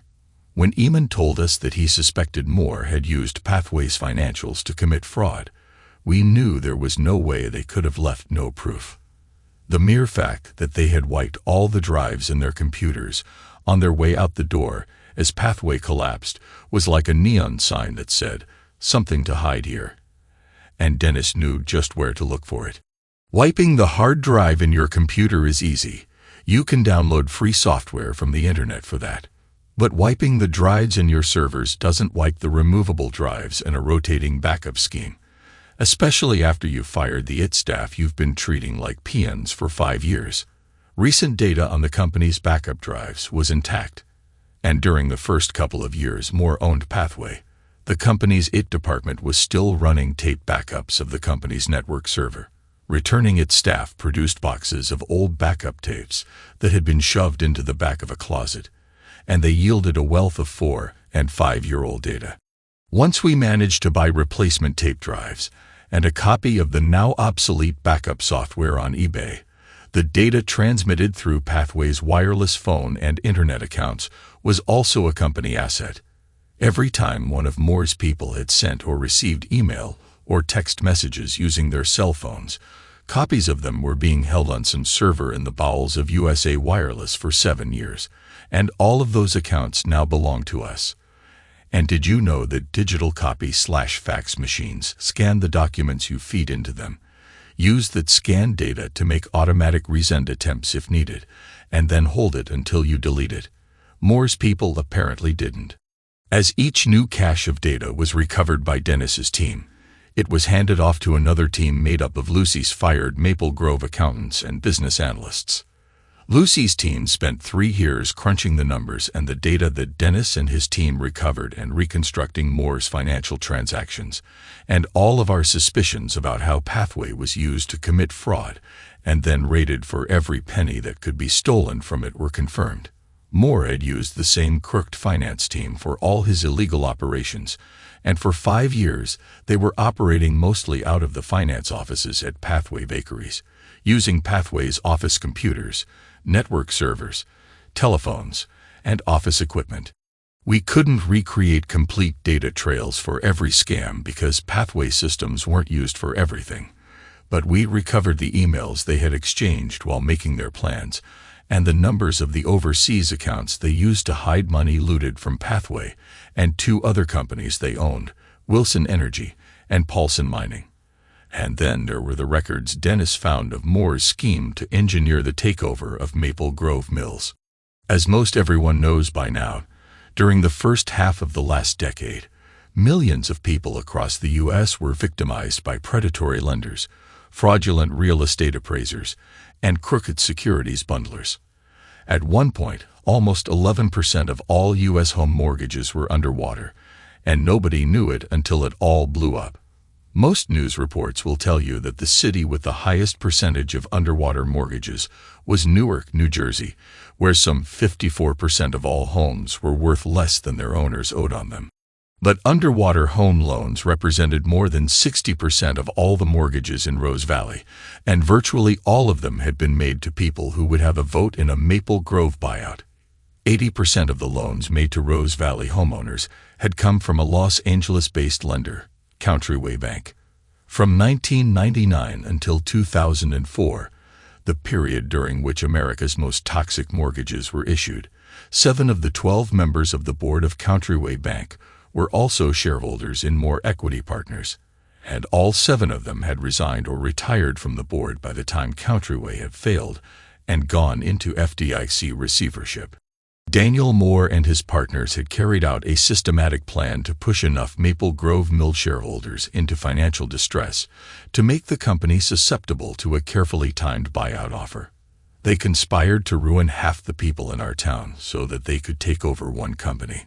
"Scumsuckers," Lucy muttered. "Oh, sorry," she said, her face turning scarlet as she realized that she had said it aloud. None of us had ever heard anything like that come out of Lucy's mouth before. "That's okay," Dennis replied. "I said the exact same thing when I saw this." Marty and I were just speechless. We turned all the data we had recovered over to the federal government's newly formed Consumer Financial Protection Bureau and explained to them how we had come by it. In the next 3 months, we explained it again to the Federal Trade Commission, the Securities and Exchange Commission, the Internal Revenue Service, and the Federal Reserve, and then to their equivalent state agencies in Illinois, Oregon, Texas, Wyoming, and Nevada. April 12, 2014. DOJ, SEC, and IRS-level fraud and tax evasion charges against More Equity Partners CEO Moore. The U.S. Department of Justice, the U.S. Securities Exchange Commission, and the U.S. Internal Revenue Service have announced charges and an asset freeze against Daniel Moore and More Equity Partners LLC, saying that they operated the former Pathway Bakeries of Kelton, Illinois, Wilson Energy Incorporated of Dallas, Texas, and Paulson Mining Incorporated of Cheyenne, Wyoming, as the centerpiece of a $3.2 billion fraud scheme. "Our complaint alleges that Moore's business model was a sham," added Stephen Perkin, director of the SEC's Enforcement Division. "The only way Moore was able to make loan payments was by continually obtaining additional fraudulently borrowed money." The Justice Department says Moore falsified revenues and asset values in order to obtain loans secured by company assets. In reality, the Justice Department says Moore operated a scheme in which fraudulently borrowed money was used to pay previously defrauded lenders. The SEC is seeking return of allegedly ill-gotten gains with interest and financial penalties, according to the Commission. "Our complaint further alleges that Moore used a web of layered companies and offshore bank accounts to conceal the proceeds of his fraud," said Edward Buscandi, director of the Internal Revenue Service's Chicago Regional Office. Moore used the scheme to line his pockets with millions of defaulted dollars and conceal them for purposes of tax evasion. A federal court hearing is next scheduled for December 29. The IRS has requested that the asset freeze continue. The trials lasted over a year, during which Moore repeatedly proclaimed that all the data being used as evidence against him was faked. Dennis and Lucy testified about the forensic work their staffs had done to recover the Pathway data, and Moore's defense was never able to explain how the fake data had included actual numbers for bank accounts into the Bahamas, Cayman Islands, Belize, and Luxembourg that contained over $1 billion that had never been reported as income to the IRS. They just didn't see it coming. June 24, 2015. CEO sentenced for fraud and tax evasion. The former CEO of More Equity Partners was sentenced to 60 years in prison for fraud and tax evasion Friday in federal court. Daniel D. Moore, 58, founded More Equity Partners in 1985. At its peak, the business owned and managed 5 companies throughout the United States. Moore was convicted of conspiracy and falsifying revenues and asset values in order to fraudulently obtain loans secured by company assets. The fraudulently borrowed money was used to make payments to previously defrauded lenders. Moore was also convicted of concealing the proceeds of his fraud to evade taxes. Moore was ordered to pay $3.2 billion in restitution to the lenders and other creditors he defrauded. In addition to Daniel Moore, the 7 other partners of Moore Equity Partners and more than a dozen of their employees were indicted on the same charges. All were either convicted or allowed to plead guilty to lesser charges in exchange for testifying about how Moore and his partners directed their illegal actions. We were disappointed, however, when the DOJ decided that the predatory mortgage scheme Moore had carried out on the citizens of Rose Valley, like the rest of the nationwide mortgage scandal, consisted only of civil violations, and no one would face criminal charges for any of it.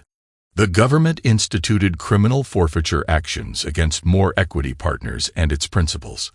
$2.8 billion in cash came from the offshore accounts. The company's business assets and the conspirators' personal assets, investments, homes, yachts, private jets, cars, etc., were also seized and ordered sold. Falcon Associates LLC received a whistleblower award from the IRS for 30% of the total amount recovered from Daniel Moore and the other principals of Moore Equity Partners. The award won't be paid out until all the assets have been disposed of, which may take years due to all the ongoing appeals. But if our estimates are correct, at $960 million, it will be the largest such award in history. Our scheme to bring down Daniel Moore by bringing his victimized businesses back from the dead will end up making a profit of nearly $600 million. Although my ex-wife had been employed in the Maple Grove Mills Finance Group under Moore's ownership, she was not charged in any of Moore's crimes. The court allowed her to keep the $500,000 in cash, the $1.6 million La Condo, and several cars that Moore had put in her name when she married him.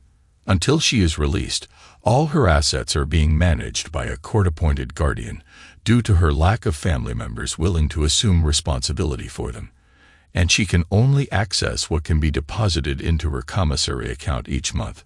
She still has another 3 years to serve before she's eligible for parole, but when she gets out, she won't end up as panelist kitchen L. Eamon Sewells died peacefully in his sleep on October 2, 2015. He was 91 years old.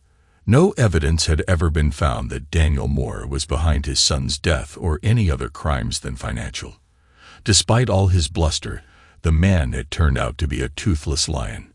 But we hoped that seeing Moore locked up for a long time had provided Eamon with some measure of satisfaction, because ultimately Eamon and Jeff had been right. Moore's greed had been the driving force behind all the suffering that had followed in his wake. Eamon's memorial was a very private affair, consisting of his daughter-in-law, his 2 grandchildren, and several lifelong friends. We did not attend, as his wish to the end was that no one outside our small band of conspirators should ever connect him or his money to Falcon Associates, LLC. It would keep us safe from whatever enemies he might have made in his past, and Sophie and his grandchildren safe from whatever enemies we might make in our future. The media reported that Eamon had left several $1 million to various charitable foundations, and that the only other heirs to his vast shipping empire were his daughter-in-law and his grandchildren. Several weeks after the reading of the will, we met with Sophie in the Timberline condominium. Eamon has bequeathed his interest in Falcon Associates to me, Sophie told us, so we will continue to be business partners for as long as we all find it mutually agreeable. She handed us each a document, which proved to be a financial statement, and we were surprised as all hell to see what it said. $1 billion. Lucy gasped. Added to the funds already in the Falcon accounts, our 1/8 interest in the company amounted to more than $200 million each. Eamon's final investment, Sophie confirmed. He told me that of all the many things he had put his money into, Falcon was the one he was most proud of. It is ironic that no one outside this room will ever know that he made it. And he left you this letter. To my dear friends. By now Sophie will have informed you of my final deposit into the Falcon accounts. I know you will do good things with it. I want the 4 of you to know how thankful I am for having known you, and for what you have done for me. I do not only speak of bringing about justice for my Onder. I also speak of what you have done for my soul. Since I met and loved my Manon, I have tried to become a better man so that I might be worthy of her. But I have always doubted my success at this. You have allowed me to live my final days fighting on the side of the angels, and I pray I have finally redeemed myself so that I may be permitted to see my wife and son again. For that I am eternally grateful to you all. Thank you. Forever your friend, Eamon. P.S. Save as many of them as you can. And so, Sophie asked with a smile, who are we to be saving next? Falcon Associates, LLC completes purchase of assets of More Equity Partners. Albuquerque, New Mexico, December 4, 2015. Falcon Associates, LLC today announced that it has completed the purchase of the assets of More Equity Partners of Reno, Nevada. Under the terms of the asset purchase agreement, Falcon has acquired substantially all of the assets of More for approximately $528 million. More Equity's assets were seized by the Securities and Exchange Commission and the Internal Revenue Service in connection with fraud and tax evasion actions against the company and the conviction of its chairman, Daniel J. Moore, and consist of 3 businesses operated by the company. Wilson Energy Incorporated of Dallas, Texas, Paulson Mining Incorporated of Cheyenne, Wyoming, and Maple Grove Mills Incorporated of Rose Valley. Or, Moore's operation of Wilson Energy and Paulson Mining was based on environmental destruction and the displacement of indigenous peoples, commented Roger Richardson, Managing Director of Falcon LLC. We will cease these operations immediately and do everything in our power to undo the harm they committed. We will also reform the operation of the Maple Grove Mills to restore it to the position it once held as a leading purveyor of the highest quality products. All Falcon Associates companies will adhere to the highest standards of business integrity. Source: Falcon Associates, LLC. Wilson Energy and Paulson Mining turned out to be shadows, nothing more than holding companies and more ways for Moore and his partners to steal money from investors. That turned out to actually be a good thing, because the mass destruction they had promised to unleash upon the rainforest was just another fraud. When we pulled the contracts for the rainforest deal with San Lawrence and cut loose all the thugs who'd been hired to make a show of burning out the homes of the indigenous tribes, there were barely 200 actual employees between both companies worldwide. Given what they originally hired on to do, we weren't nearly as motivated to save their jobs. But we've given them a chance. If they'll work to advance the newly formed Falcon Environmental Group's first South American venture. It's an enormous gamble, because nobody has ever successfully replanted such a large expanse of deforested prime rainforest. But it's attracted some of the world's leading environmental scientists, and if we succeed, the potential for creating jobs in environmental restoration is enormous. And that brings us to today. I'm in the office of a warehouse on the grounds of the Maple Grove Mills. It's the only building in town large enough to hold all the mill's employees, current and former, and their families. This afternoon we constructed a temporary stage out of scaffolding, and right now about 70% of the population of Rose Valley, Oregon, is waiting for the 4 of us to come out and talk to them. We're going to start with the Falcon pitch, our mantra about success through dedication to quality and business integrity. We'll remind them that Maple Grove used to be a place that cared about the quality of the work people did and treated them with respect and fairness. And we're going to reassure them that we can make this work and that it shouldn't be that hard because it's the way we always used to do things. But rebuilding Maple Grove isn't going to be like saving Pathway or Marvel or even Wilson and Paulson. The people in those companies were all in the same boat, together, and didn't split into factions for and against selling their companies. A third of Maple Grove's workers were kicked out the door 4 years ago, not just for a few months. Yes, we hired most of the marketing, finance, and technology people as Falcon consultants and helped place other fired Maple Grove workers in jobs with Marvel in Portland and Spokane, and will offer all of them their jobs back at Maple Grove. But a lot of them may choose not to return, and many of those who do come home will still have hard feelings about the fact that their neighbors, co-workers, and in some cases even family, got dollar signs in their eyes, overextended themselves, and then panicked and sold the lifeblood of our community out from under us. I know that because I'm one of them, and just as I continue to work through the personal demons that have haunted me for so long, we all have to resolve our feelings, because if we don't, they'll eat us alive.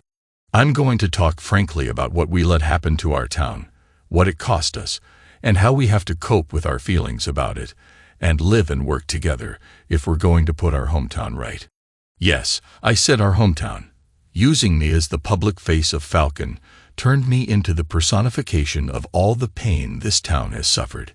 And in order for my words to mean anything, I have to come back here too and try to make Rose Valley home again. Because if we can't, then the scum sucker who did this to us still wins. If you're not sure whether my story has a happy ending, welcome to the club. Yes, I went from being unemployed to being a partner in a billion-dollar business. My faithless, backstabbing ex-wife will be incarcerated in an Oregon state prison for another 3 years. The arrogant villain of the piece is a penniless convict in a federal penitentiary in Illinois for what will probably be the rest of his life, and more than 1,000 formerly unemployed workers and their families in a half-dozen states across the U.S. look at me as if I walk on water. I'd trade it all in a heartbeat to hold my little girl in my arms again. There's a hole in my heart that hasn't been healed by either success or justice. As for love, it'll be a while before I'll think about rolling those dice again, if ever. But my life isn't over yet, and I had a lot to keep me busy. So I guess there really isn't an ending yet, and if I can't say I'm happy, at least I have purpose. And for now, that's enough. Maybe I have hope after all.